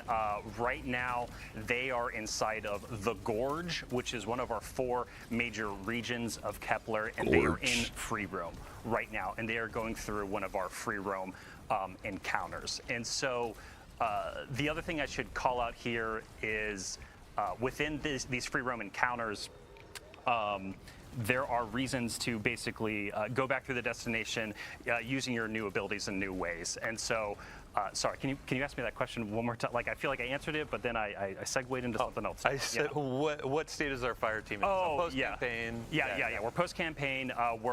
Sorry, thank you. Yeah, we're hunting higher tier loot and gear here on the destination, and they're also doing some of our post-game quests. So both Fabled and Mythic have their very own quest associated with them as part of the post-game.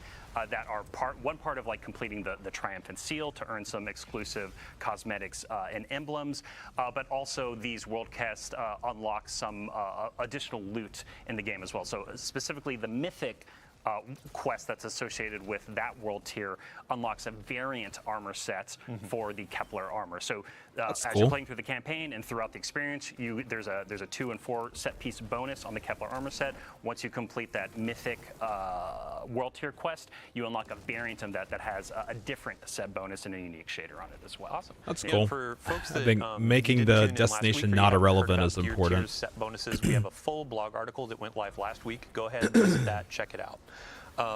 So when we're looking at this this activity, this is going to be a free roam mission, right? Yes. And these take place in places that are regions on the destination. Yes. Can you walk us through that? Yeah, so I talked about it a little bit before, but this is the Gorge, and so the Vex have actually put a big security lockdown on this entire region inside of Kepler. And so the fire team right now is basically breaking through this security lockdown. And so each of these regions feature multiple of these major encounters, is kind of what we call them, these free roam encounters. And these are kind of like the scale. Ooh, I just got try to get through that security grid and you did not make it. Yeah.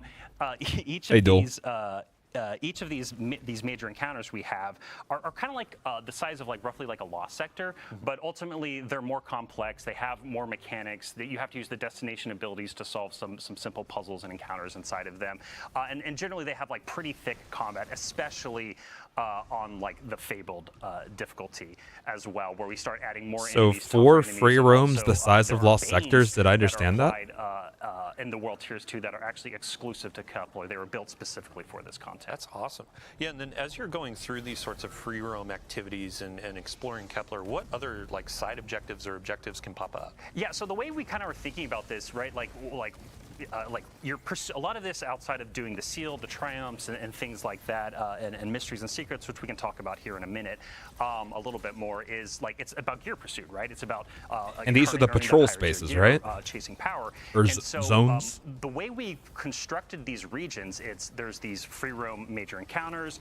There's tougher enemies that appear. There's HVTs that pop up. Hey, Damon. There's destination materials to loot, and there's this material called a faded cipher as well. And so you're going to be combining destination materials that you get from basically doing almost anything inside of the region alongside faded ciphers in order to be able to purchase specific items at the destination vendor called the Altar of Relativity at the center. That's of a lot of KEPLER. names and words. Lots of proper nouns. If you didn't catch this, I know there's. Yeah, I'm wondering if patrol zones continue. are the same as these free roams. I'm curious. I'm not sure. I could be wrong. Like, there's a focus that we created. Or and so free roams, the new lost through sectors. the vendor, you can go and look at it and be like, okay, today's focus is the Gorge, which the fire team is looking at today. Most of the materials that you're earning here can be used to purchase gear, or you can convert your other materials you might have from other regions in order to convert it into the Gorge materials to buy stuff. But every day it's going to shift. That daily focus is going to shift. And so a little bit later in the stream, we're going to be seeing a part of Exile's Accord, which we've also some of our content creators and influencers showed as well, and some of their content parts of it. But basically, of the 4 major regions, the daily focus will shift day over day to basically kind of change what you're focused on, what gets you access to that direct purchase loot. Yeah, and since we're on the topic of rewards, you were talking about like the currencies and the vendor. Yeah. You had mentioned before the stream, actually, there's a new form of attunement for the destination as well. Yeah, so something that was really important to us was like it just, we want to make playing what we call like the action game, like actually experiencing free roam like this and the mission content, like when you earn that piece of loot on KEPLER as you're completing these activities and just got nuked. No, I'm so happy that they're dying because they were like, this won't be too hard. And it's like, oh, world tiers? Let's introduce them at a higher difficulty, shall we? Yeah. But sorry, go ahead. No, exactly. Yes, this is Fabled pushing back a little bit. They're having to think about what they do, and they just used actually Mattermorph in order to. Yeah, great, guys. This is still better than my gameplay, and you guys watch. Encounter. But anyway, we were talking specifically, I'm sorry, remind me. Attunement. Attunement, thank you. Yeah, so basically, you're going to be able to attune at the vendor a specific piece of gear, armor, or weapon, and any drop on KEPLER that drops a piece of armor or weapon will have a chance to be that gear. We just wanted to make sure that as you're playing through the destination, as like you're carving your own path, you're figuring out your own farm routes inside each of these 4 regions each day of the week. We wanted to make sure that, like, hey, if you're looking for the Giver, that auto rifle that's coming with the Edge Fate here on KEPLER, it's like you have a chance to get it anytime a piece of loot drops. Awesome. Yeah. Yeah. So you had mentioned just a minute ago about secrets and the depth of the destination. Secrets. Yeah. Go ahead and expand on that. Secrets. Yeah, so, like, it's funny with like secrets and mysteries. Like you want to like talk about it a little bit, but like not too much No to spoilers, like spoil it. Yeah. But I think like the thing to scratch at here and poke at here is right is like we've talked about the destination abilities a few times, and so with the world tiers and the Fabled and Mythic difficulties throughout the destination, there are secrets and mysteries, like basically all these little alcoves, these little locations, these side paths, these hidden rooms, all throughout the destination that you can go and discover. And there's a lot available just within the campaign experience. Like if you want to play through the campaign and take it like really slow, and as you earn abilities and look around, you're going to find a lot of mysteries to solve. But we also wanted to make sure that in those higher world tiers in Fabled and Mythic, that it felt like this expanding expansion of that content that you have. And it's basically like, hey, you have even more abilities than ever. You can now peel back the onion of this world to discover what's at the core of it. And so we really wanted to make sure that it felt like there was just more and more to dive into the more you unlocked inside of the post game. Awesome. Yeah. So Fade in it, our Cypher. rehearsals, we never managed to get this perfect timing, but we have perfect timing. I would love to shift to campaign. We're going to be taking you about midway through campaign mission here. A quick note for the audience. If you're avoiding spoilers, we have disabled our VO. We have disabled our subtitles. We're trying to keep this so you are discovering the story as it comes out with the Edge of Fate and our new saga. So as they're getting loaded into that, I'd love to ask you just a couple more questions about free roam in the regions. Yes. What other things can happen in regions outside of campaign? Yeah, so one of the big things that happens inside of these regions are side quests, which we've only talked a little bit about, and these are basically ways that flesh out more of the characters of the world. I wonder if this could be like adventures again. Remember those orange nodes, guys? And what's been happening way back when before, and what might be happening to them in the future. And basically, what happens is as you're completing these regions as part of the campaign, and you kind of start to unlock more of them, these side quests will start to become available. They sound like adventures. And so, Or am I these side tripping? quests are available to you at any time. So again, like I was Just kind of gave mentioning Vet earlier, like, you PTSD. can either take it really, really slow and take a really long time to get through everything the release has to offer, or you can just like beeline the main quest, beeline the critical path, and then when you get into the higher level world tiers, all of these side quests are now available to you. As we've been like play testing and closing out the Edge of Fate here, it's been really interesting to watch different developers and people play test the content. Myself and Blake Battle, one of our executive producers, he and I we're just like beelining it, right? Hopefully there's this, I mean, if there's incentive, like that would be cool. I feel like that was what old adventures were lacking. Full story of every single little piece. Maybe Pickles, maybe. Yeah, we're actually we're getting into the campaign right now. And speaking of beelining, we've seen a ton of questions about getting raid race ready. So the raid race is coming out on the Saturday after launch. I believe it's the 19th of July. What difficulty should players play at to get ready for race? Yeah, so if you want to be power ready for the contest mode race for the Edge of Fate, you're going to want to play the Legendary campaign. And so when you step out of the Legendary campaign, you will be power ready at that point. Interesting. Now, it's the if you're second gear you ready, that's up to you. see. Right? It's like how far you want to go down that. I miss where the campaign wasn't enough to be ready for the raid. I gotta be honest, and that might be slightly elitist, even though like I'm not even like I'm terrible at this game. But I do miss like it being really like a important to us when we were thinking real about journey to get to it. replayability and what like aspiration means within an expansion.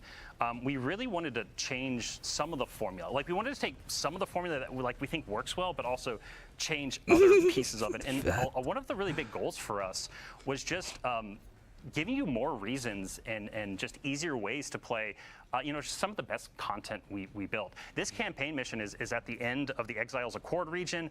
This fire team is taking down a giant Exiles prime servitor who's running some of the Archon's dark matter operations. Sorry, all minor spoilers. No, it's cool. Bife is probably jotting this down, getting ready for a lore dump about the Fallen, all that kind of stuff. But this is a really fun like multi-phase boss encounter that they're orbiting around this giant servitor, and we really wanted to set something up that this doesn't just was like a one and done kind of thing.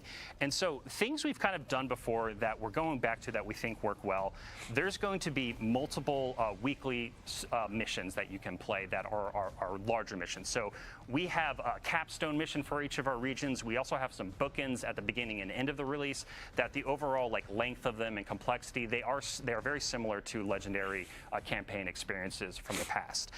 So something new that we did though for this release though is we also have a bunch of additional story missions that take place during the campaign and you're first introduced to. These are shorter experiences, but they still have like huge impact on the story, moving the story of the main quest into KEPLER 4, and also help you to unlock different abilities and things throughout it. And so in the post game, in the higher level, in the world tiers, we actually have a story mission playlist where you can go in and it's like a rotator and you're rotating through a bunch of different randomly selected story missions that are about 10 to 15 minutes. Some people can, if you're going really fast, can get them down a little bit shorter. And those missions are actually one of the best sources of those faded ciphers that I was talking about earlier. And so cool. The other thing I mentioned earlier too is we have specific quests for both Fabled and Mythic, and these quests are going to take you through some of the big campaign missions. Yeah, that seems like they've moved away from that, which I don't really know why. Because we're curating modifiers and banes and things like that every single week. But I week don't disagree. on the destination to have a little bit more of a curated experience, but then also those quests introduce some like new encounters as well. And so, sorry, like I'm going a little bit all over the place. I mean, some of this there's just like so much information, so much to talk about. But the thing, like, again, I want to like drive home here is like we wanted to give you really strong incentives to go in and play the free roam experience to extract materials, to play our story mission playlist. It's called the time lapse mission playlist to earn faded ciphers, but then also to have no duel. I'd actually argue this is more expensive. The weekly missions playlist, kind of like the heroic stuff we've had in the past. And on the stream last week, we talked about how as you're unlocking the destination abilities, you carry those forward after the post game, so you can go in and replay. I disagree with what you guys are saying. Right? Yeah, that's a really good note, and thank you for hitting on that. Like the way we designed this content was the campaign slowly versus needing to pay people to run these streams, pay everybody's time to be on here for the day instead of deving. The post-game experience brought a bunch of content creators out to post videos. Puzzles and encounter mechanics and things. Oh my gosh! Like there's no way. Times they've had to use Matterspark to there's no way. get into the vents and stuff below this area and pop up through the world. And through the campaign, you would actually have to go and find like a Matterspark pad to activate that. And that's actually kind of part of the puzzle. It's teaching you to kind of look at the world and think about the world in a different way that is intentional. But then in the post game, as soon as you complete the campaign, you unlock Matterspark Anywhere. And it's basically like your souped up sparrow for the destination, and being able to summon Matterspark Anywhere means you can actually like sequence break some of our puzzles and sequence break part of our missions, and that was like entirely intentional as a part of the design. And to be honest, Dylan, like the fun part about this too is like we're not 100% sure in some ways where people might sequence breaks things that we might not expect, but like that is just Sequence breaks are fun. That's why I like Mario 64. Yeah, it's the magic of like the sandbox and Destiny of we don't know It's how an ability players are gonna duel. take this ability with this destination ability with this combatant, et cetera, et cetera. Yeah. So I think I would love to ask you as well. A destination we've gotten ability. a lot of questions from players where they're like, "Oh, you had mentioned like this is comparable to a Rise of Iron." Like, how does that actually break down when we look at the Edge of Fate and Kepler? Like, you Rise had of Iron mentioned depth mentioned. and secrets and a bunch of different things. So. Yeah, so I think like you and I were talking about this in rehearsal a little bit, where like that comparison is just to give us like a ballpark of where we want to make. But at the end of the day, it's like apples and oranges between what the Edge of Fate is and what Rise of Iron is. So when we've talked about that, we've generally been speaking towards like the size of this destination and the depth of the campaign and post-game experience. Like this is one of the deepest destinations we've ever built before, and that is why we've been making that comparison to Rise of Iron in that way. But also in terms of being like a little bit bigger. Yeah. But also like the game is very different today, right? We have an entire portal, we have an entire offering that is there with a bunch of new content, new gear, new things to do. We have the raid with the Edge of Fate, obviously, but then we have the epic raid coming in the major update with Ash and Iron, which we'll talk about more in the future. That just it permutes and expands the raid and expands on the Epic story of the raid. raid. It is new content. Raid Zone Part 2? We're not holding anything back for the base raid to build that experience. And so, again, the Rise of Iron to Edge of Fate, a little bit apples and oranges, but we also are thinking about like the collective packages of what comes with this release, because the game is very different from what it was like back. So we have the free roam missions, we have campaign, we have secrets, we have a lot of questing, that kind of stuff. Yeah. I'd love before we wrap up with our campaign mission to talk a bit about what else players can expect in terms of. Will you actually do a Raid Zone Part 2? Yeah, so Maybe. I we've wouldn't seen be y'all talking opposed about to it. it. Like we hear y'all, and this is one of the things where like we wanted to hold this back for it to be like a surprise and delight moment for everyone when it appeared on the destination in the post game. But yeah, let's just talk about it a little bit. So there is a destination activity on Kepler. It is, I'm not going to name it here. I just want y'all to see it when the game goes live. And it also, and part of that is because like it does relate to some of the story inside of the campaign, especially near the end. And so we wanted to be careful to not unintentionally spoil something if we showed too much of that activity. But anyway, the way to think about it is like it's kind of its own thing. It's kind of unique, but it's kind of a blend of activities like Vex Incursion and Wellspring. And so this is a match-made activity with 3 players. You're gonna be using some of your destination abilities and some really chaotic horde mode inspired elements, but there's also some mechanical elements and there's some boss encounters. But it's going to be one of the best places actually to earn rerolls of the exotic armor that's coming to the Edge of Fate that you get from the Legendary campaign, and it's just highly rewarding in general. And so because we wanted to make this activity really rewarding, it is also technically time limited. But on the Kepler map, near the center of the map, there's going to be basically a preview that tells you like, hey, when does the activity become available? So you're going to know exactly when you can jump into the destination activity in order to like focus farm those things that you care about the most. Awesome. Well, thank you so much for your time. We've already wrapped up our campaign mission, and now we're actually going to be moving over to Portal, Power of Progression. So Robbie, thank you. Chat, thank Robbie for joining us today. And now we're going to swap some folks in. We'll see you next time. See you later, guys. Thanks so much.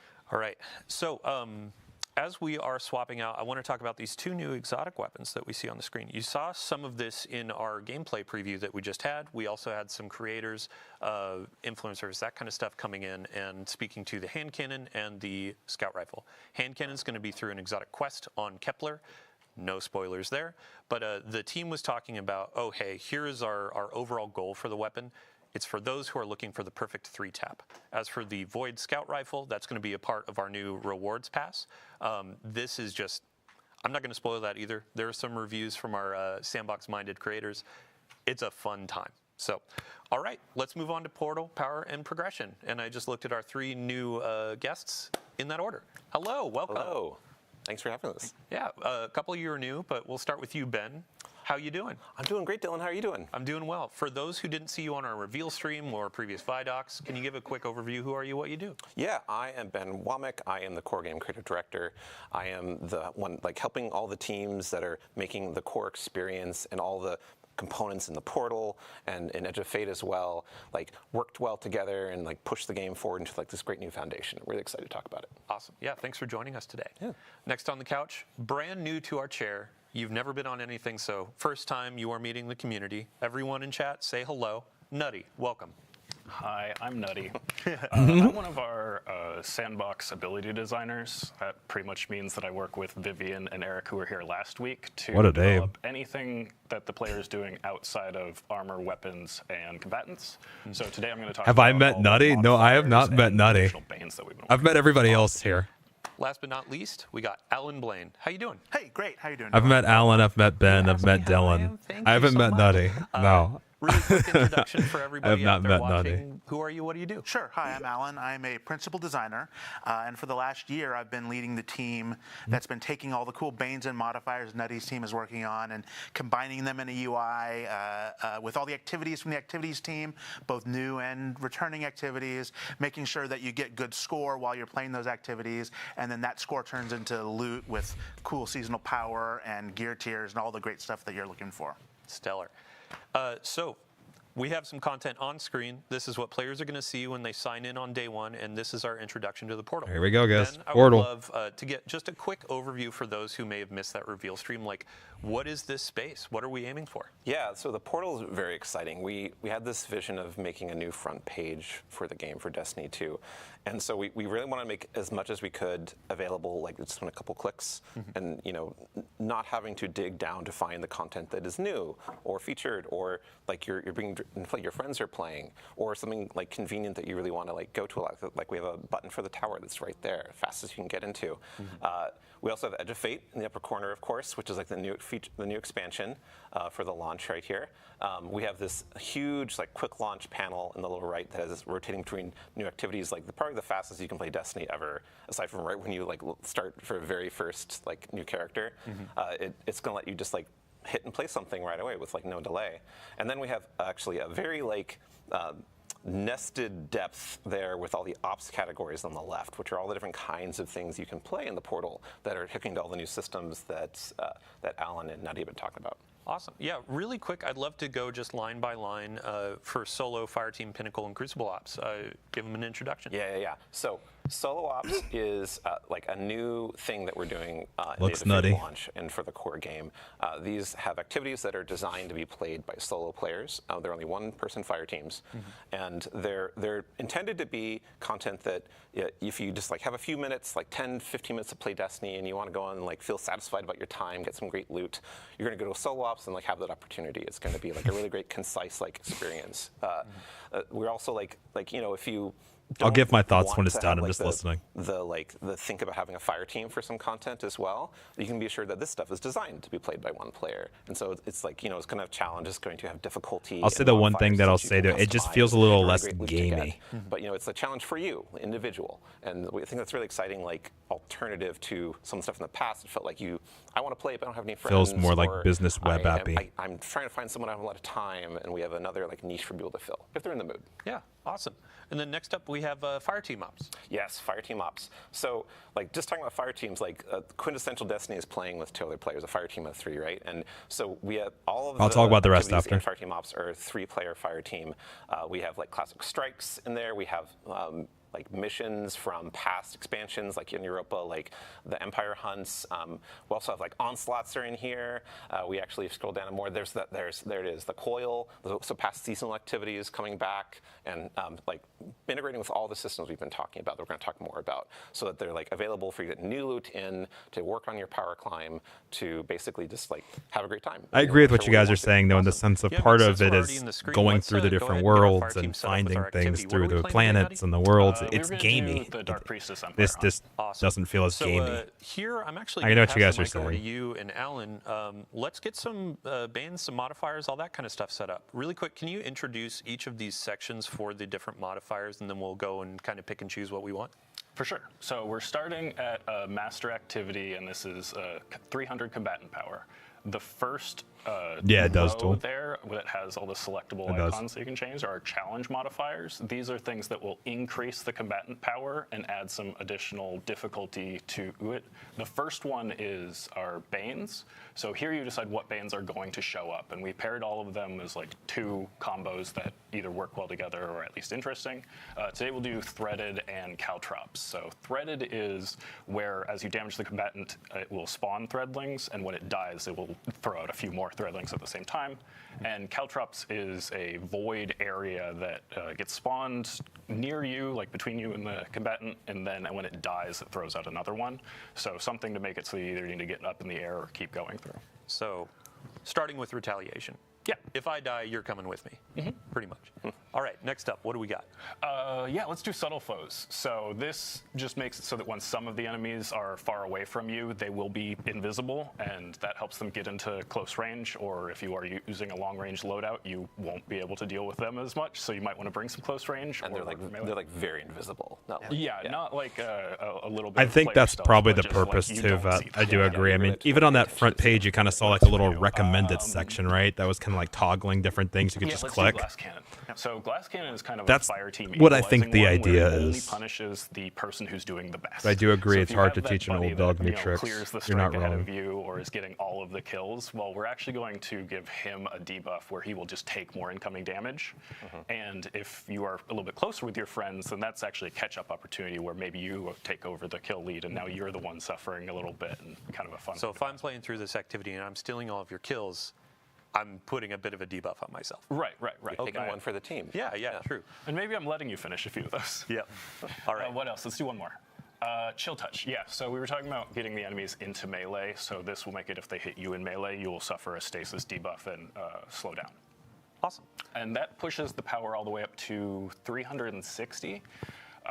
And those things are also increasing the potential score that you can receive from this, and the score is what drives the reward. Right. So you see right here when we picked Chill Touch, the gear tier you're going to earn went from tier 2 to tier 3 for this activity. So it's really important to pay attention to what you're earning. Yeah, so you know what you're going to be getting if you achieve that score at the end. Yeah. Yeah, and this is like we've talked about this last week on stream about approachability and making it easier for players to understand as they're getting in.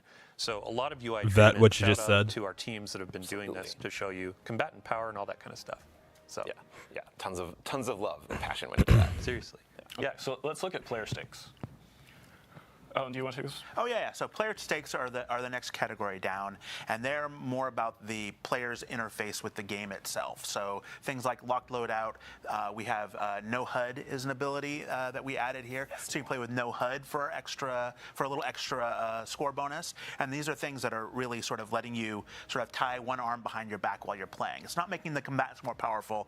It's changing how you're playing the game. You can start with no ammo. You can start with locked loadout. We'll be putting some more player stakes in Ash and Iron. Yeah. I love no HUD. Go. You're going to talk about it first, aren't you? Well, no. You can have the Okay, no HUD. You go first. I just wanted to have us move on to the next bit because we've talked about tying one hand behind your back. Talk about no HUD later. Go ahead. Okay, but in the next bit, this is what you get to do with your other hand. So here are the things that benefit you.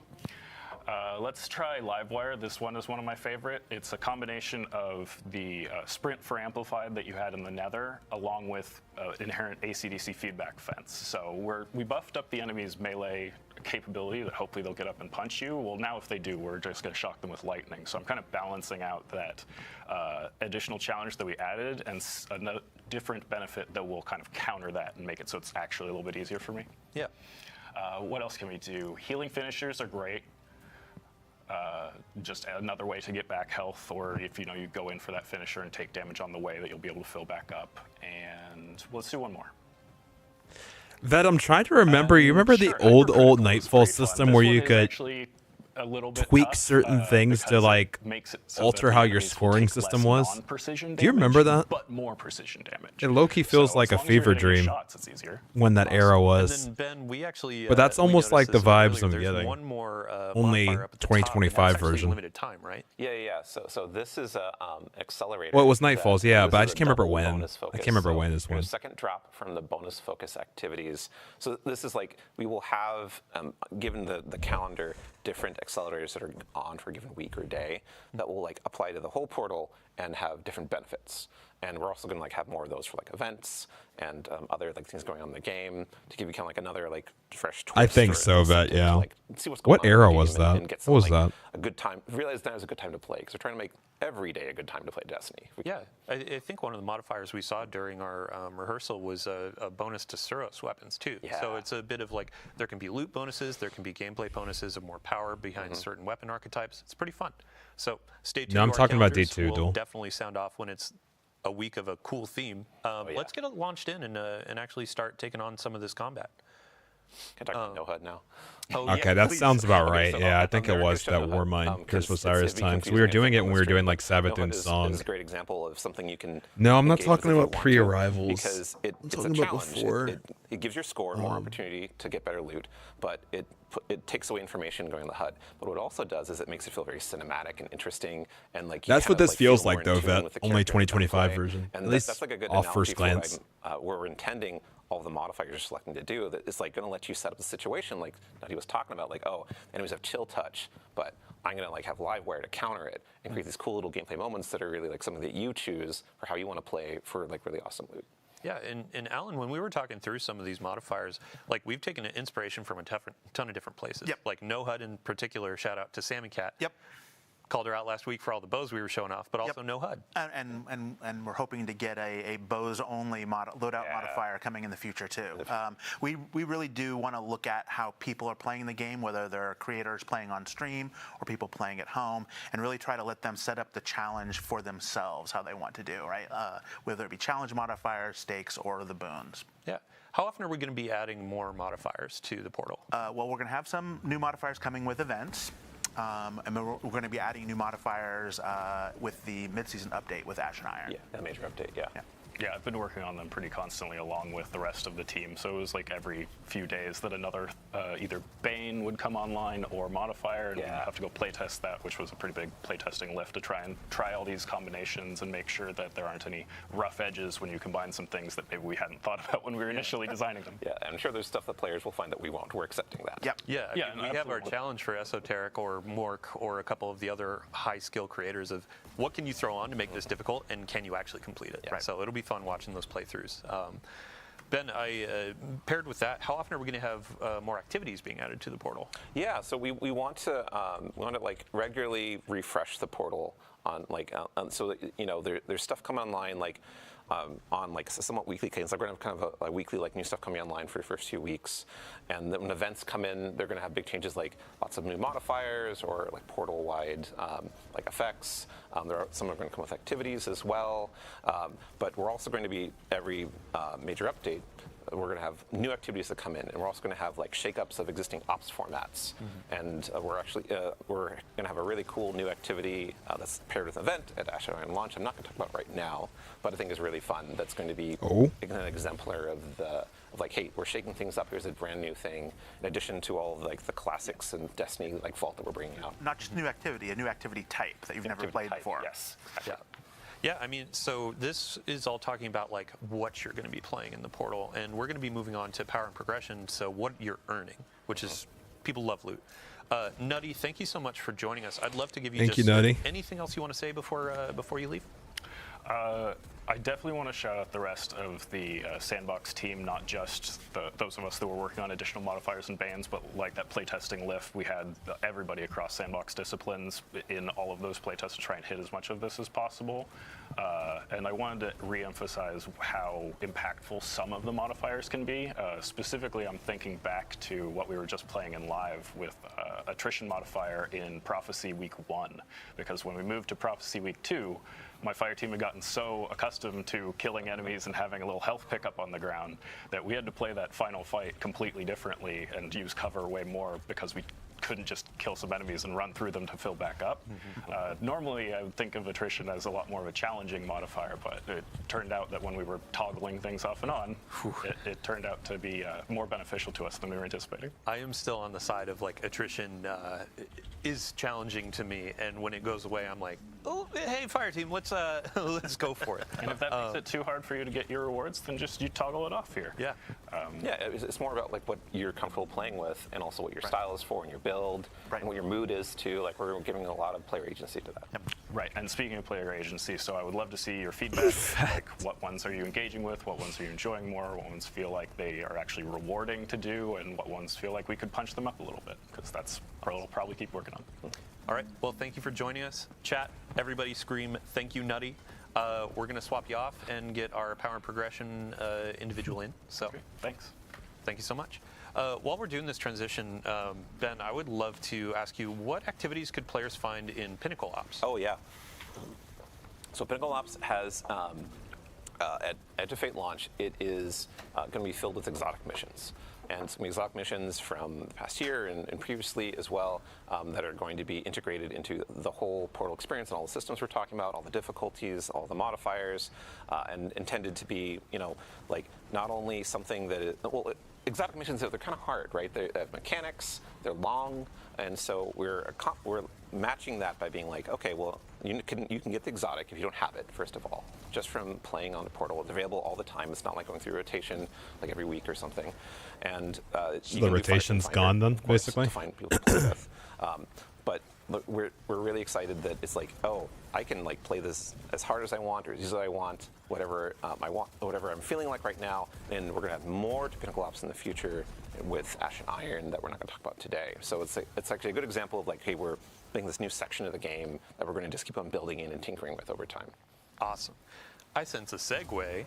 We were talking about Pinnacle Ops into the and next Pinnacle category. Power. Hello, Josh. Welcome to the couch. Hello. Hi, I'm Josh Galinsky. I'm a staff systems designer here at Bungie. Been here for about 5 years, and I really work with a lot of... All right, power, guys. Your power and progression, as you mentioned, like, Do I know? I don't think I've met him, no. I don't think I've met him, Albion. Activities and stuff like that. So we spent a lot of time... Maybe in passing, but not from what I in, remember. The Edge of Fate and really 900, or 900 is what the internal thing is. But we made big changes to how you engage with power in Destiny. One thing you'll all notice is, I think many of our creators have already noticed in the past, that there has been a power squish. We've reset players down to 10. Like, that is not only to give everyone kind of a fair and equitable starting place, and to kind of like reset the engagement with power. Also, 2020 power is not exactly the most friendly starting point. Not easy to understand if you haven't been along for the ride. Right, yeah. Exactly. So, like, this is the beginning of a new saga. It's the beginning of a new thing here. So we're starting off there. It gives, like, all Guardians on equal footing with each other, and allows us to kind of build up. You're going to have 200 points of power in the soft cap band. Intrinsic cap, yeah. Yes, exactly. And you're going to be able to go and do any activity you want across the game in order to get to that point. Once you get past that, then you enter the seasonal bonus power band, which is where you're going to have to start doing more of the Portal activities and the Kepler, like world tiers and stuff, in order to get the power and progression that you want to get at that point. Cool. So just to restate it, we're going to start at 10 when we launch. Yep. Every Guardian joining is going to be at 10. First 190 levels, so up to 200, that's going to be effectively your base power level. Yep. And then as you're going into more powerful activities, higher tiers, that's when you start going up and up. Right, and you'll be able to get up till 450 power, up until not Rise of Iron, but Ashen Iron. Yeah. And Rise of Iron mention. Like once you get to that point in the season, then you're going to be able to go even past that. Awesome. So when we're talking about seasonal power, is that replacing the artifact power that we have?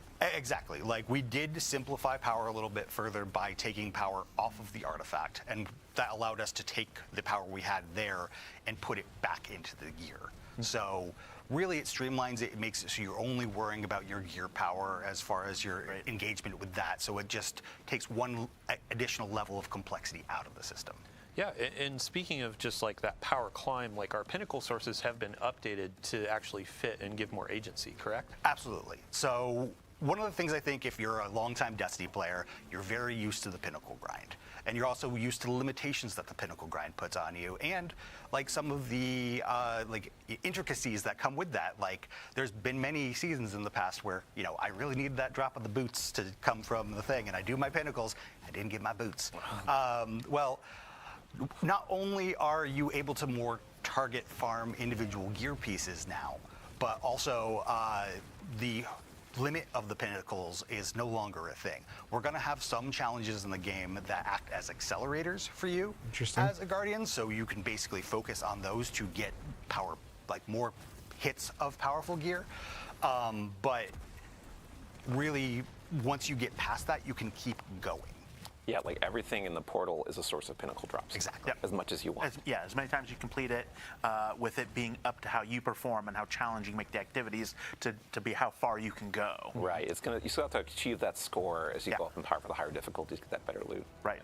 And we'll still have curated experiences. That's pretty much it, Vet. At least from a power perspective, not from a drop perspective, I would assume. It's not like that means I can just try 10,000 times to get a raid exotic on the new one, but from a power perspective, yeah, I think that's exactly what they're saying. But for fire team ops, like you can match with other players. The modifiers yeah, are set. I think that's what's also being playlists, said. Modifiers are set, but we have more than that too.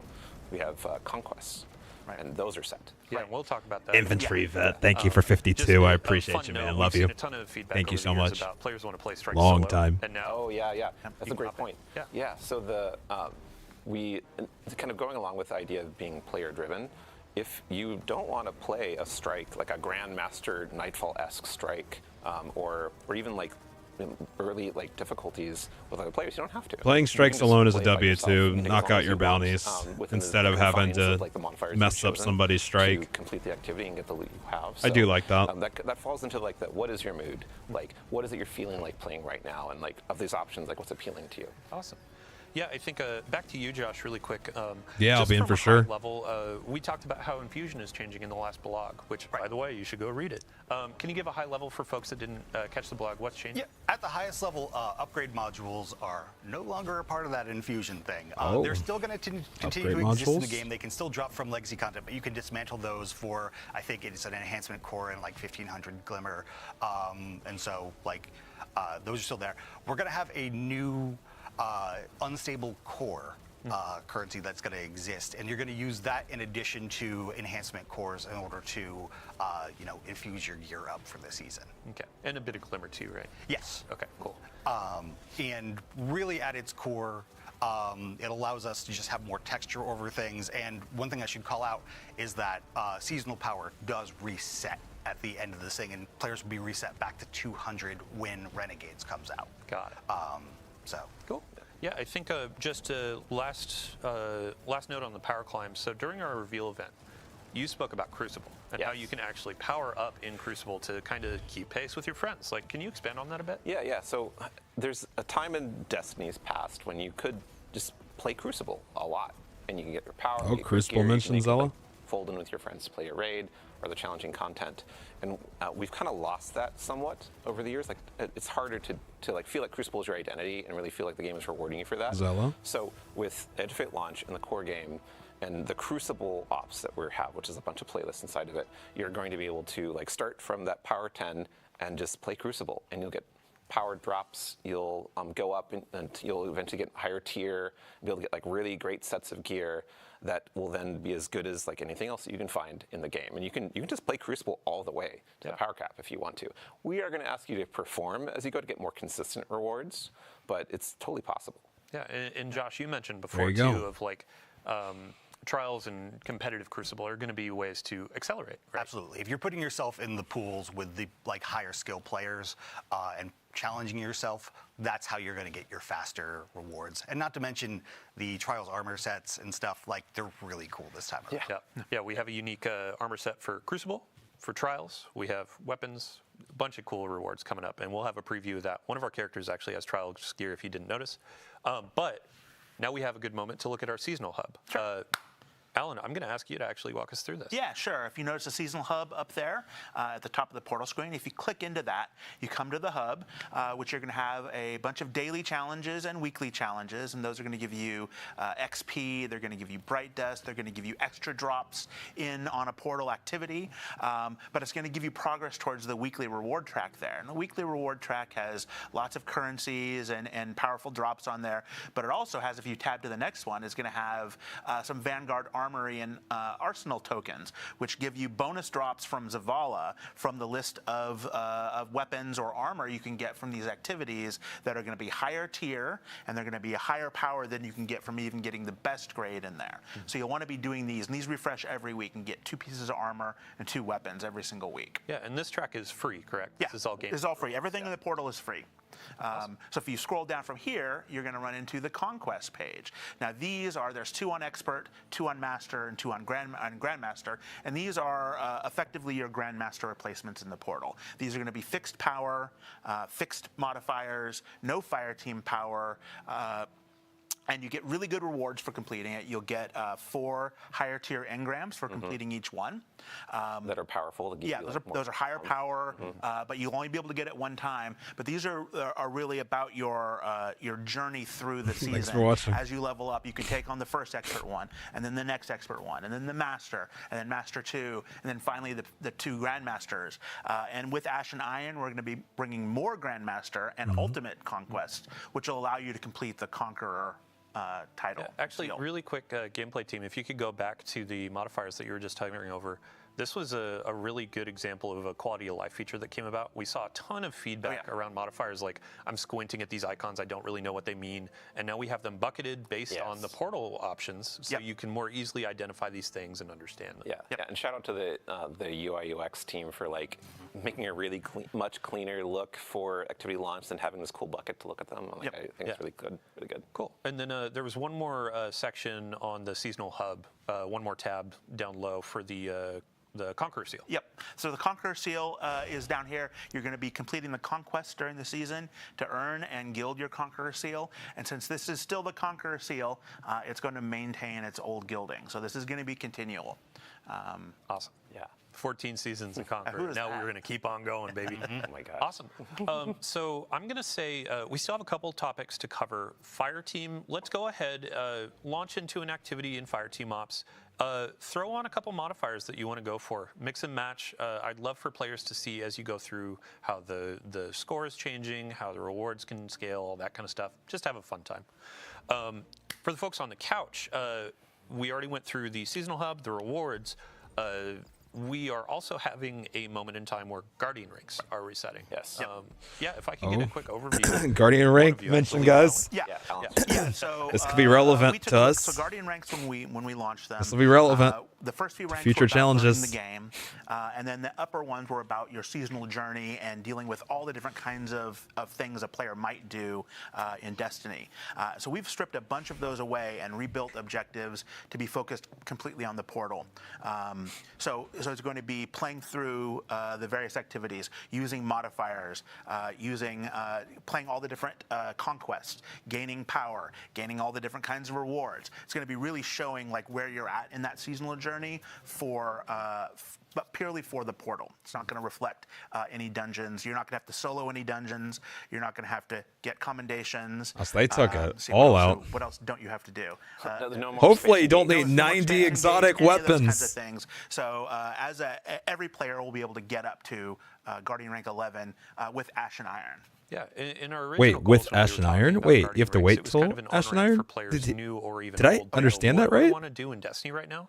Now we have a lot of stuff in the portal that dovetails into that. Solo dungeons, they still have unique rewards. Oh, yeah. They're no longer required for 11 in Guardian rank, but you can still get ghosts, sparrows, emblems. That We're not taking anything away from the dungeons. We're taking away things from the Guardian ranks and adding different kinds of things back in. And since we're doing that, the first 5 ranks will still be sort of an on-ramp into the game.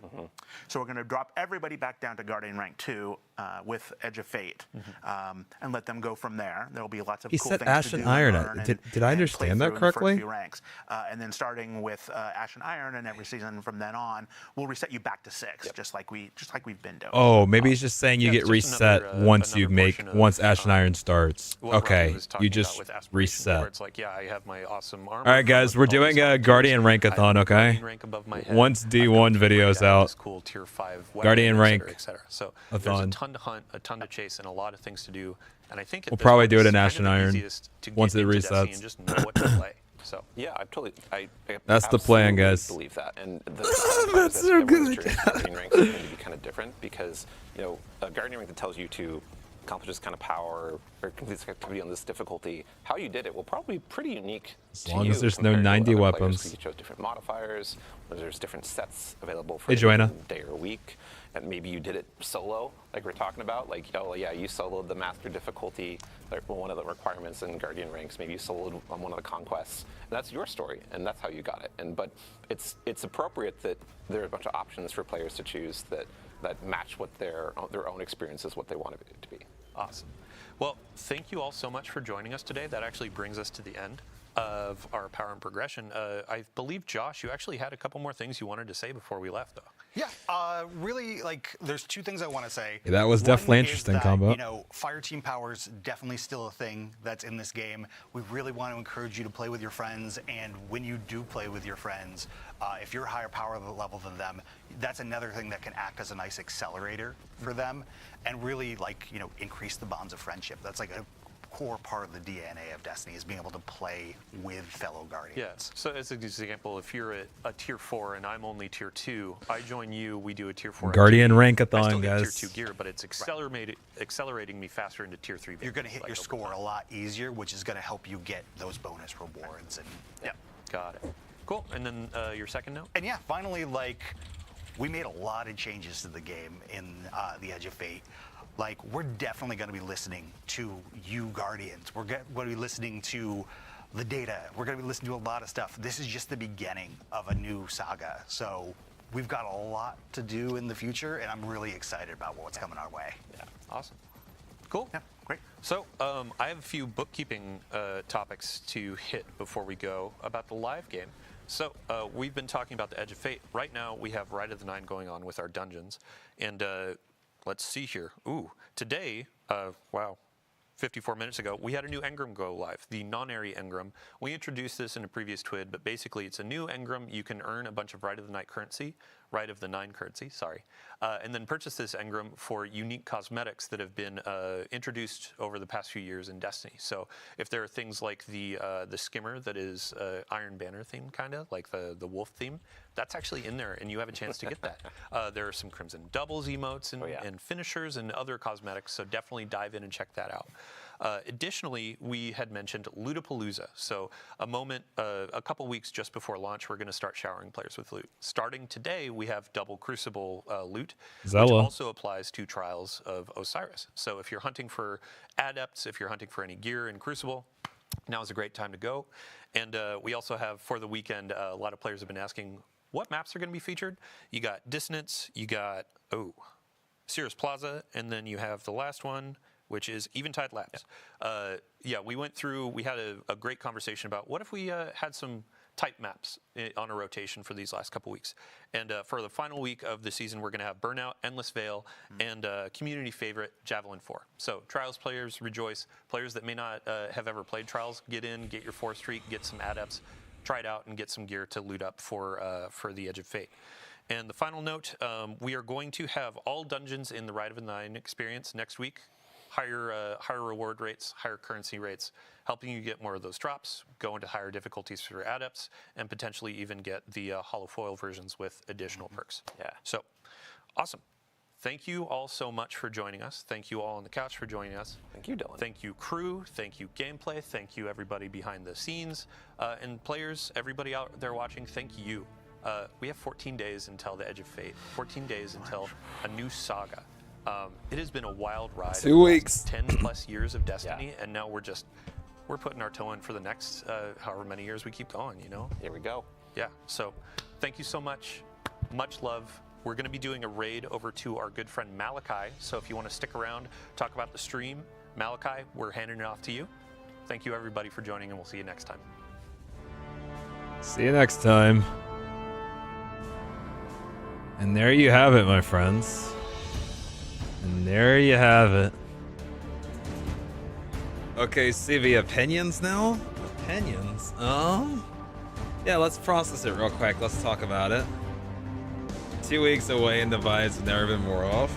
Yeah, so what I'll say is this. Let's start off with the format, because you guys talked a little bit about Vidoc versus non-Vidoc discussion. I do feel like these could be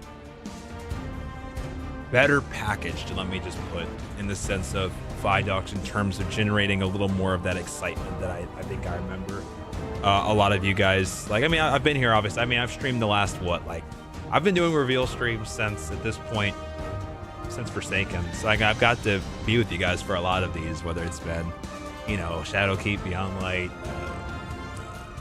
Witch Queen, Lightfall, Final Shape, and now this. So I've been here for a long time, right? The channel actually just turned 9 years in June. So I've got to see you guys' reactions to a lot of different, packages of news over the years, for sure. I do think that the packaging, I do miss a little bit of the old, I would say. I know you guys said, oh, this is just this is a cheaper way of doing it. In a lot of ways, I don't think it actually is. I think that, everybody that's sitting on the couch right now isn't working. That's time, dev hours that are being spent and dedicated to this. I mean, there's creators being flown out. A lot of things are packaged through people's videos, which means, flying people out, airplane tickets, hotels, all that different stuff, food, blah, blah, blah, blah, blah, blah, blah, right? No, I do wonder, what people's vibes would have been if there was, a really heavy-hitting Vidoc that really just, packaged all of the best things about this. But outside of the packaging, let's get out of the packaging. Let's talk about what actually happened. KEPLER, I mean, looks cool. I wasn't really 100% sure if the, what were they calling it? They called it not the destination. They called it, the destinations? I can't remember what they called it. The 4 different spots of the patrol. They weren't calling it, patrol spaces. They were calling it, something else. My voice still lower. Whoops, sorry. I forgot the music's still playing. Whoops. They weren't calling them patrol spaces. They called it, something else, but I can't remember. I don't really know if that's, the same as the patrol spaces. They said that there was 4 of them. No, I'm not talking about the portal.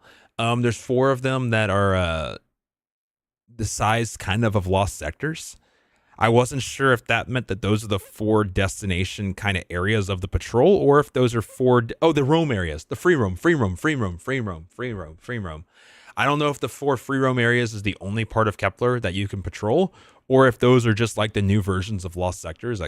Couldn't really tell. The Gorge was one of them, though. Yes, the Gorge place. So that's something that I think I need just more information on to know. I think that replayable campaigns and having those higher tier difficulties, I think, is a good thing. I think that having unique stuff that you can only do as you scale the campaigns higher, I think, is also a good thing. I think replayable campaigns are something that should have never left Destiny 2 in the first place. And having those extra scaled difficulties, I think that that's a net positive. I think anything to stop the destination from being immediately irrelevant, I think, is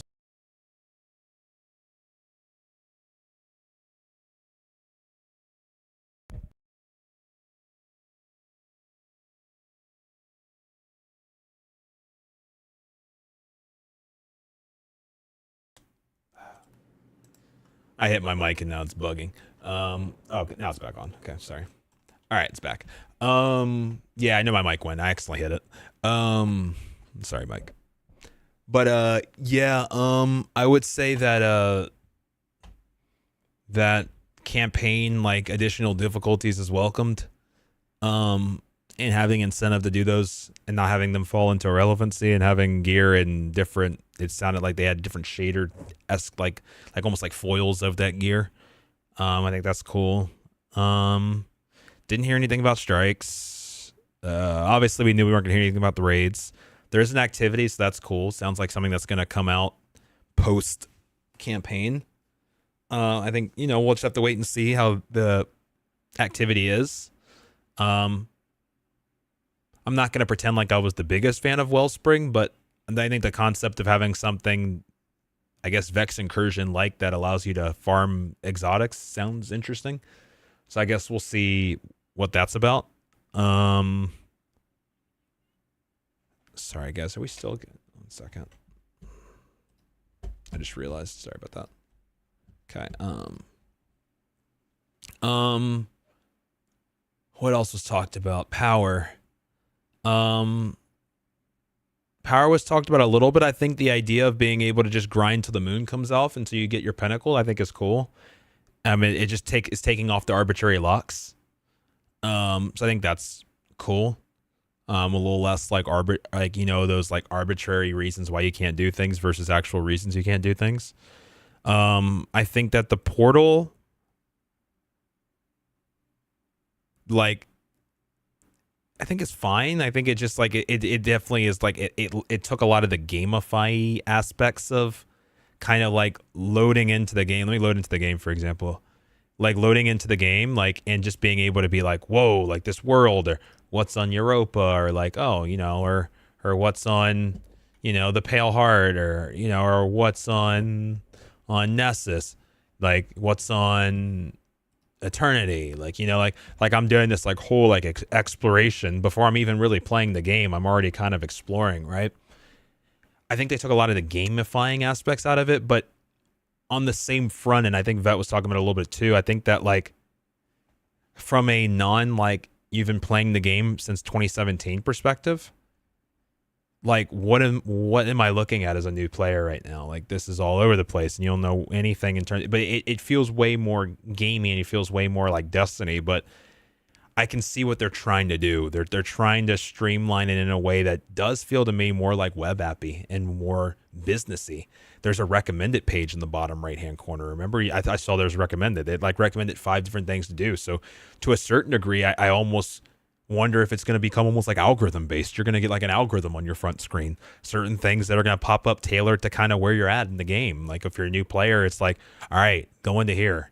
Or like, returning player, or go here. Like it almost felt like there's like you're going to get a what's it called? You're going to get a basically a feed, and I guess the best way to put it. I think that what you're saying, Vet, about the brief knee-jerk reaction, the complete overhaul of the game will be a net positive for the health of the game. I think especially for new players, the new player perspective, which I think does lend itself to the health of the game, I would say, because I do think that one of the big problems is not with anybody that's in this chat right now, in my opinion. Anybody that's in here right now, you kind of have handcuffs on you. You're here and you're not going anywhere. It's just kind of the reality. I mean, this is year 11 and here we are still here playing this game.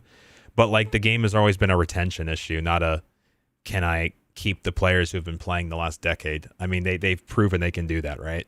Like you're here, I'm here, we're here. Like, so I do think it's a play not for any of us because we've proven we're going to be here regardless. It's just the reality.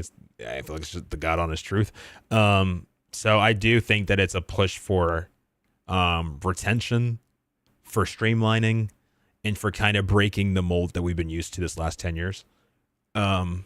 So is it a net positive? Is it a net negative? It'll remain to be seen. I think it's definitely different. I think it's a little less gamey, but is that a bad thing? I don't know. It might just be maybe a little less soul for the trade-off of better continuity and flow and ease. If I had nickel every time I quit, I'd be able to fund a weekend vacation. Yeah. So with that being said, I think I understand. Yeah, it's a lot less soul, maybe at the expense of maybe a healthier game. I don't know. It remains to be seen, but that's where my initial thoughts are with it. If that makes sense. I think the Guardian rank change is a great change. The only thing I'm a little curious on is it said something about like Ash of Iron, like like needing to wait for Ash of Iron. I don't know what that was about. I don't know if that was just it resets in Ash of Iron or you actually need to wait until Ash of Iron to be max.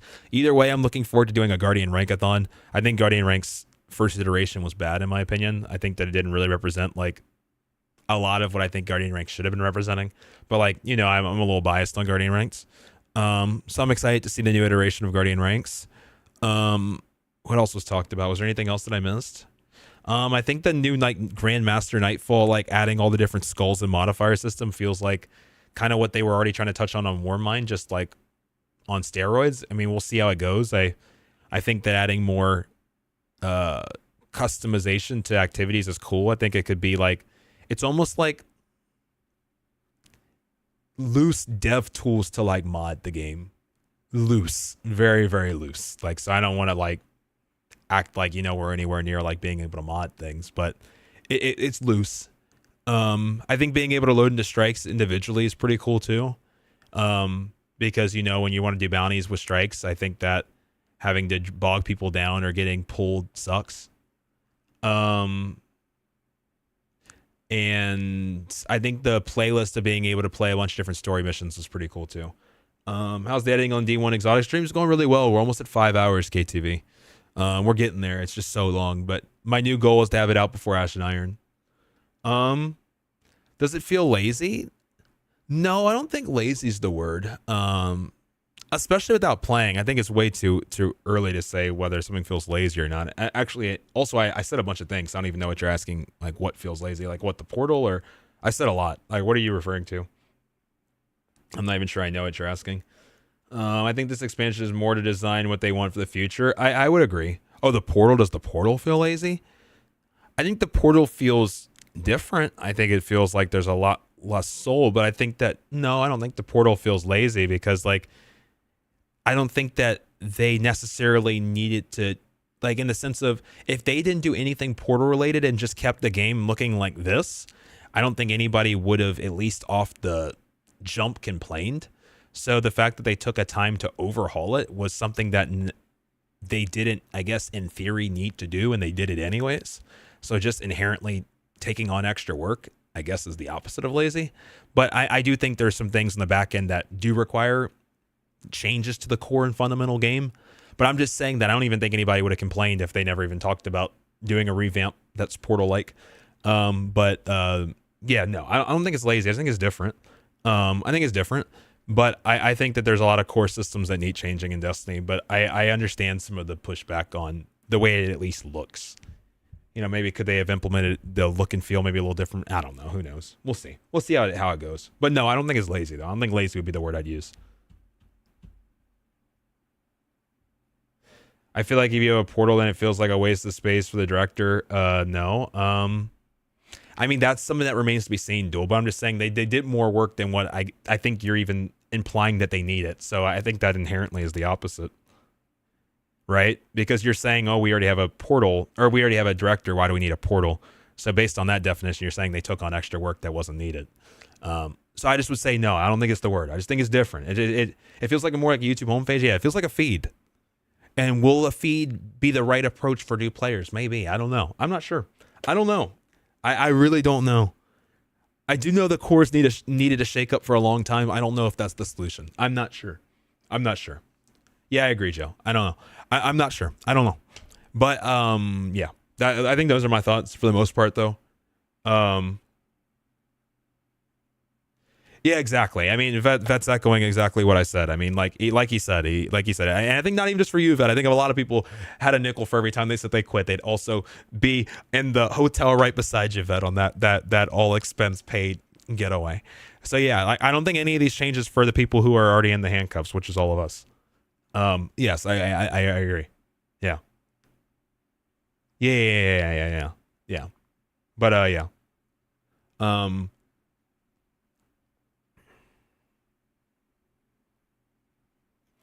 But yeah, so 50% less pre-order is gonna get down to 75% after this live stream.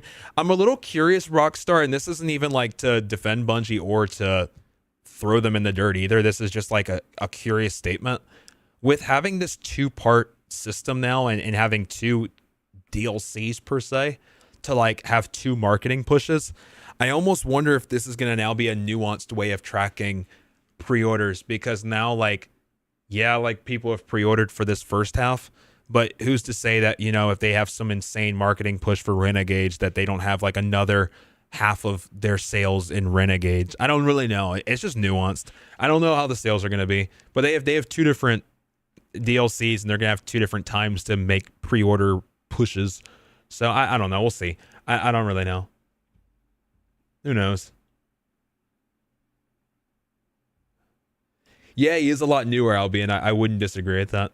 In terms of like a little less skin in the game, in terms of like how the director looks, showing him something within the first year of him playing and see how he feels about it. I think that would make sense.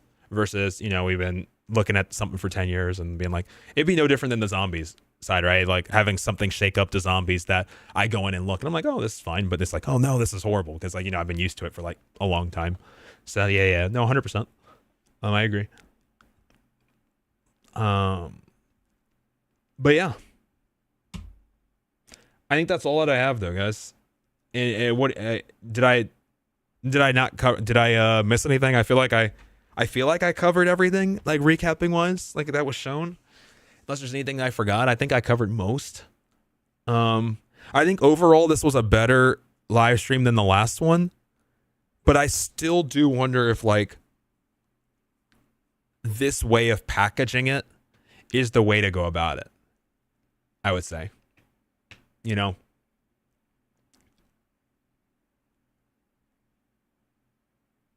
So I don't know. We'll see.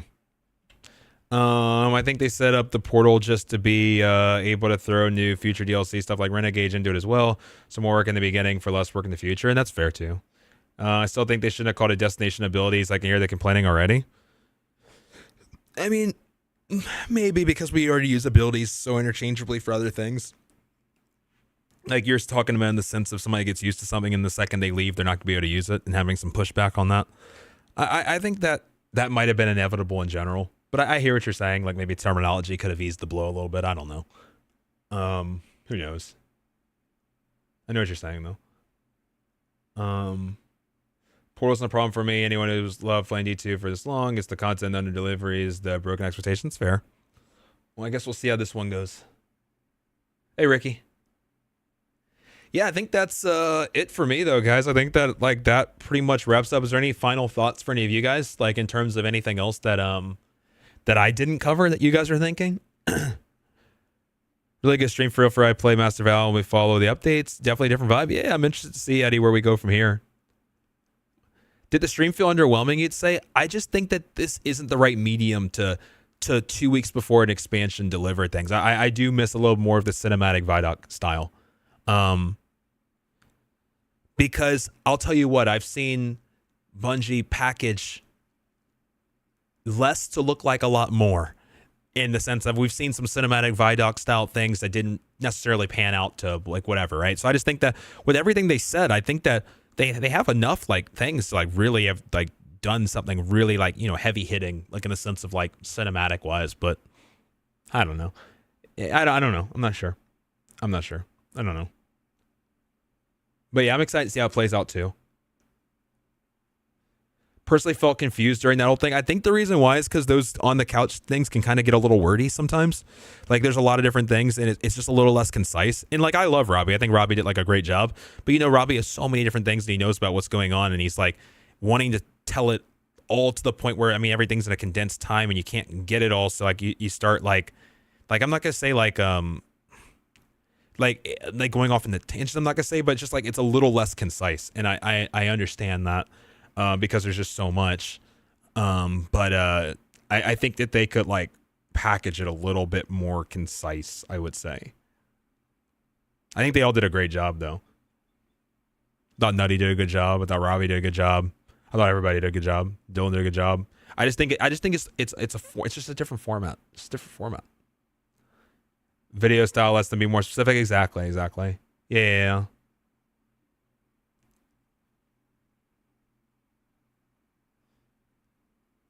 Yeah, and I think it does let them be more honest, albeit it gives a little more of that human aspect. I just think that sometimes it can lead to maybe not fully that concise whatever message they're trying to get across. But who knows? I don't know. Who knows? Either way, we got 2 weeks left, guys. So that's exciting. So I'm excited for that. Much love, JD. Renegade's definitely the future profit maker. They always deliver a good story and cutscenes, but I get out of feel. Yeah, we'll have to wait and see. What are the unstable cores going to be used for? I think it had something to do with the power system from what I remember. I believe. DLC size would be comparable to Curse of Osiris Warmind. Well, they've been using the term Rise of Iron. Well, I mean, Robbie did say apples to oranges, but that was what they like. That was the word they used though. So.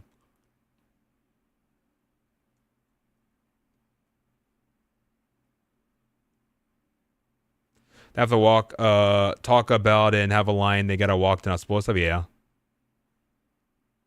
Thought it was to use them for weapons, not in the season. Oh, maybe it was that too. I can't remember. It was something having to do with power or something. Renov Gauge motivate my purchase. Edge of Fate has yet to impress me. Yeah, we'll see where things continue to go. Oh yeah, the adventurers. I did forget to mention that too. It sounded like they are doing a second take on adventures. Now, did they compare it to adventures? No, that was kind of just what I said. But it did seem like maybe more rewarding adventures is another thing that's coming to the game.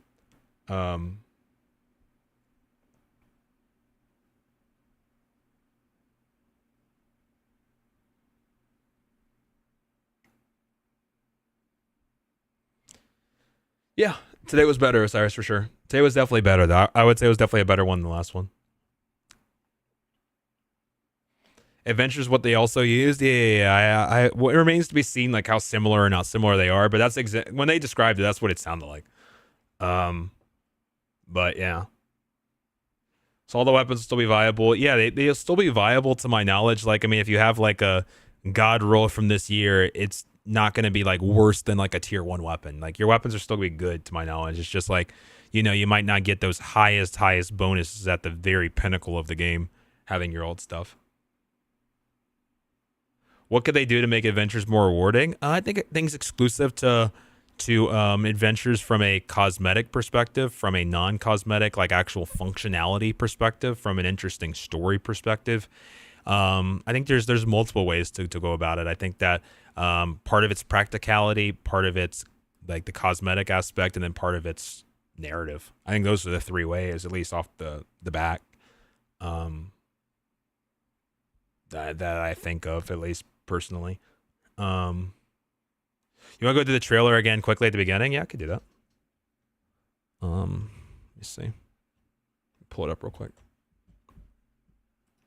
Taiwan, thank you for 75, man. All is great, man. How are you? It's good to see you. Thank you so much. 75, man. Over 6 years. Good Lord, guys. That's a long time. Thank you, Taiwan. I appreciate that. We've been doing this a long time. 6 years? Good Lord. I really, really appreciate it. Destiny 2, Edge of Fate. I think they released it separately on YouTube. I have like the whole live stream here. I'm just going to pull that up for now and we'll just go from there. Let's watch this one more time. Hope you've been well, Taiwan. It's good to see you, man. Oops. All right.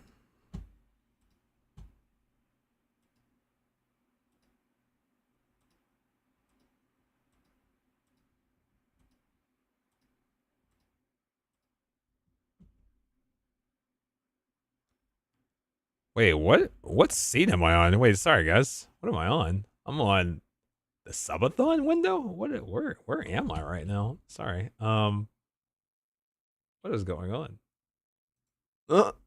Sorry about that, guys. It's like, what are you guys watching? I guess they're watching something different than what I was watching. Yeah, I agree, Duel. All right.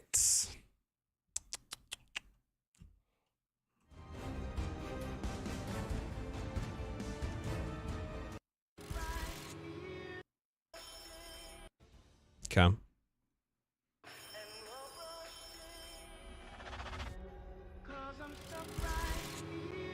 This was definitely an interesting start.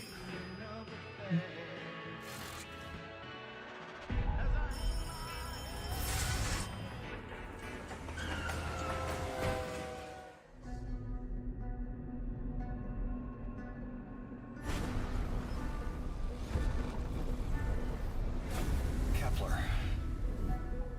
You've never been there. Looked like it, You know though. every inch of it. Yeah, very good trailer for sure. It's the At least the hook for sure. The beginning. Distance or in time. You're gonna get a call. An invitation only you can answer. And you'll say yes. They arranged it so you would never say no. Choice is real. And every choice you make will lead you here.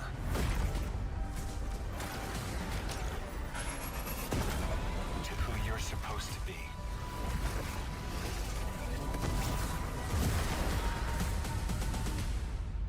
Eyes up, weapon. We saw that in all 6 Guardians.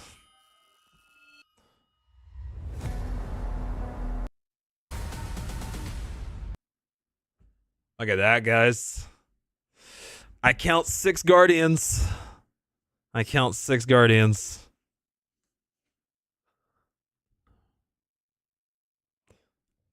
Interesting. Interesting.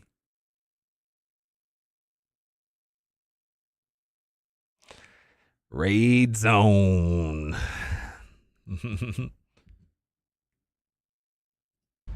Eyes up, weapon. Looks cool.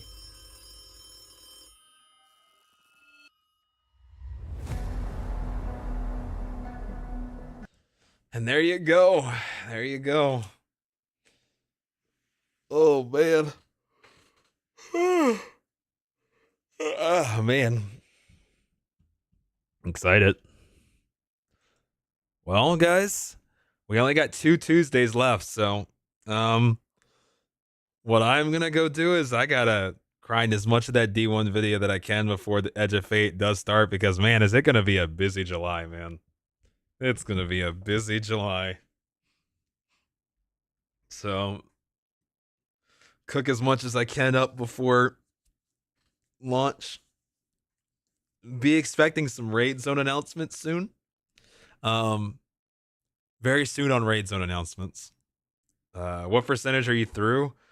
After Scoop finishes this next cut, will be 4 hours and I believe 40 something minutes in. And that, if I had to guess, is probably 70% done. 75 maybe. Maybe 75. There's still like some heavy hitting things that still need to get written or still need to get like added to the video. Like some of the big parts still are like Outbreak, Touch of Malice. First Curse isn't fully done yet. Chaperone isn't fully done in the story. Acleophage, obviously.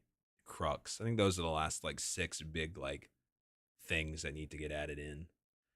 We're 100 plus exotics into the video though. We're like, I think when Scoot finishes this last cut, we'll be at let me see. I could find out. Let's see. We'll be at let me see. 116 out of 138 exotics is where we're at. So we got 22 left to go. 116 out of 138 have been written about. It's just so long. The video is just so long. I'm so ready for it to be done. Man. Are you serious, Vet? Oh, nice, Duel. There you go. Very cool. I have no idea, Sim. All right, guys, this is gonna do it for me. Though I'm gonna get back to work. I'm gonna go write some more. I'm so ready to watch. I'm so ready for you to watch it. I'm just so ready for it to be like just to be like done, like, and just to be able to just watch it whenever I want, just have it exist, and yeah. But was it worth it? What, like the grind for the video? Yeah, no, it's been great. It's just been a grind and a half.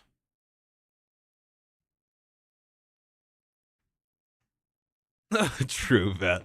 Yeah, after the conclusion. Oh man.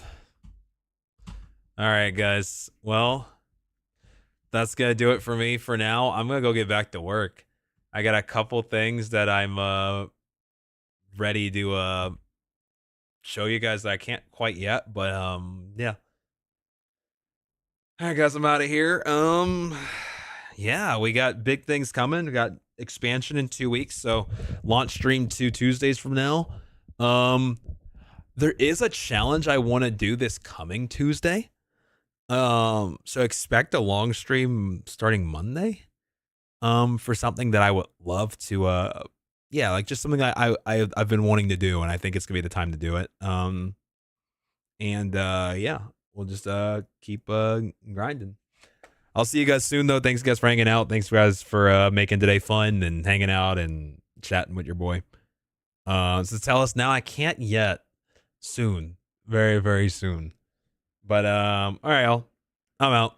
I'll see you guys soon. Thank you guys for everything. Thank you guys for the support, the love, new membership renewals, and all that good stuff. I appreciate all the kindness, guys. I'll catch you guys all soon. Okay. Thanks, guys, and yeah, you guys be easy, and I'll see you guys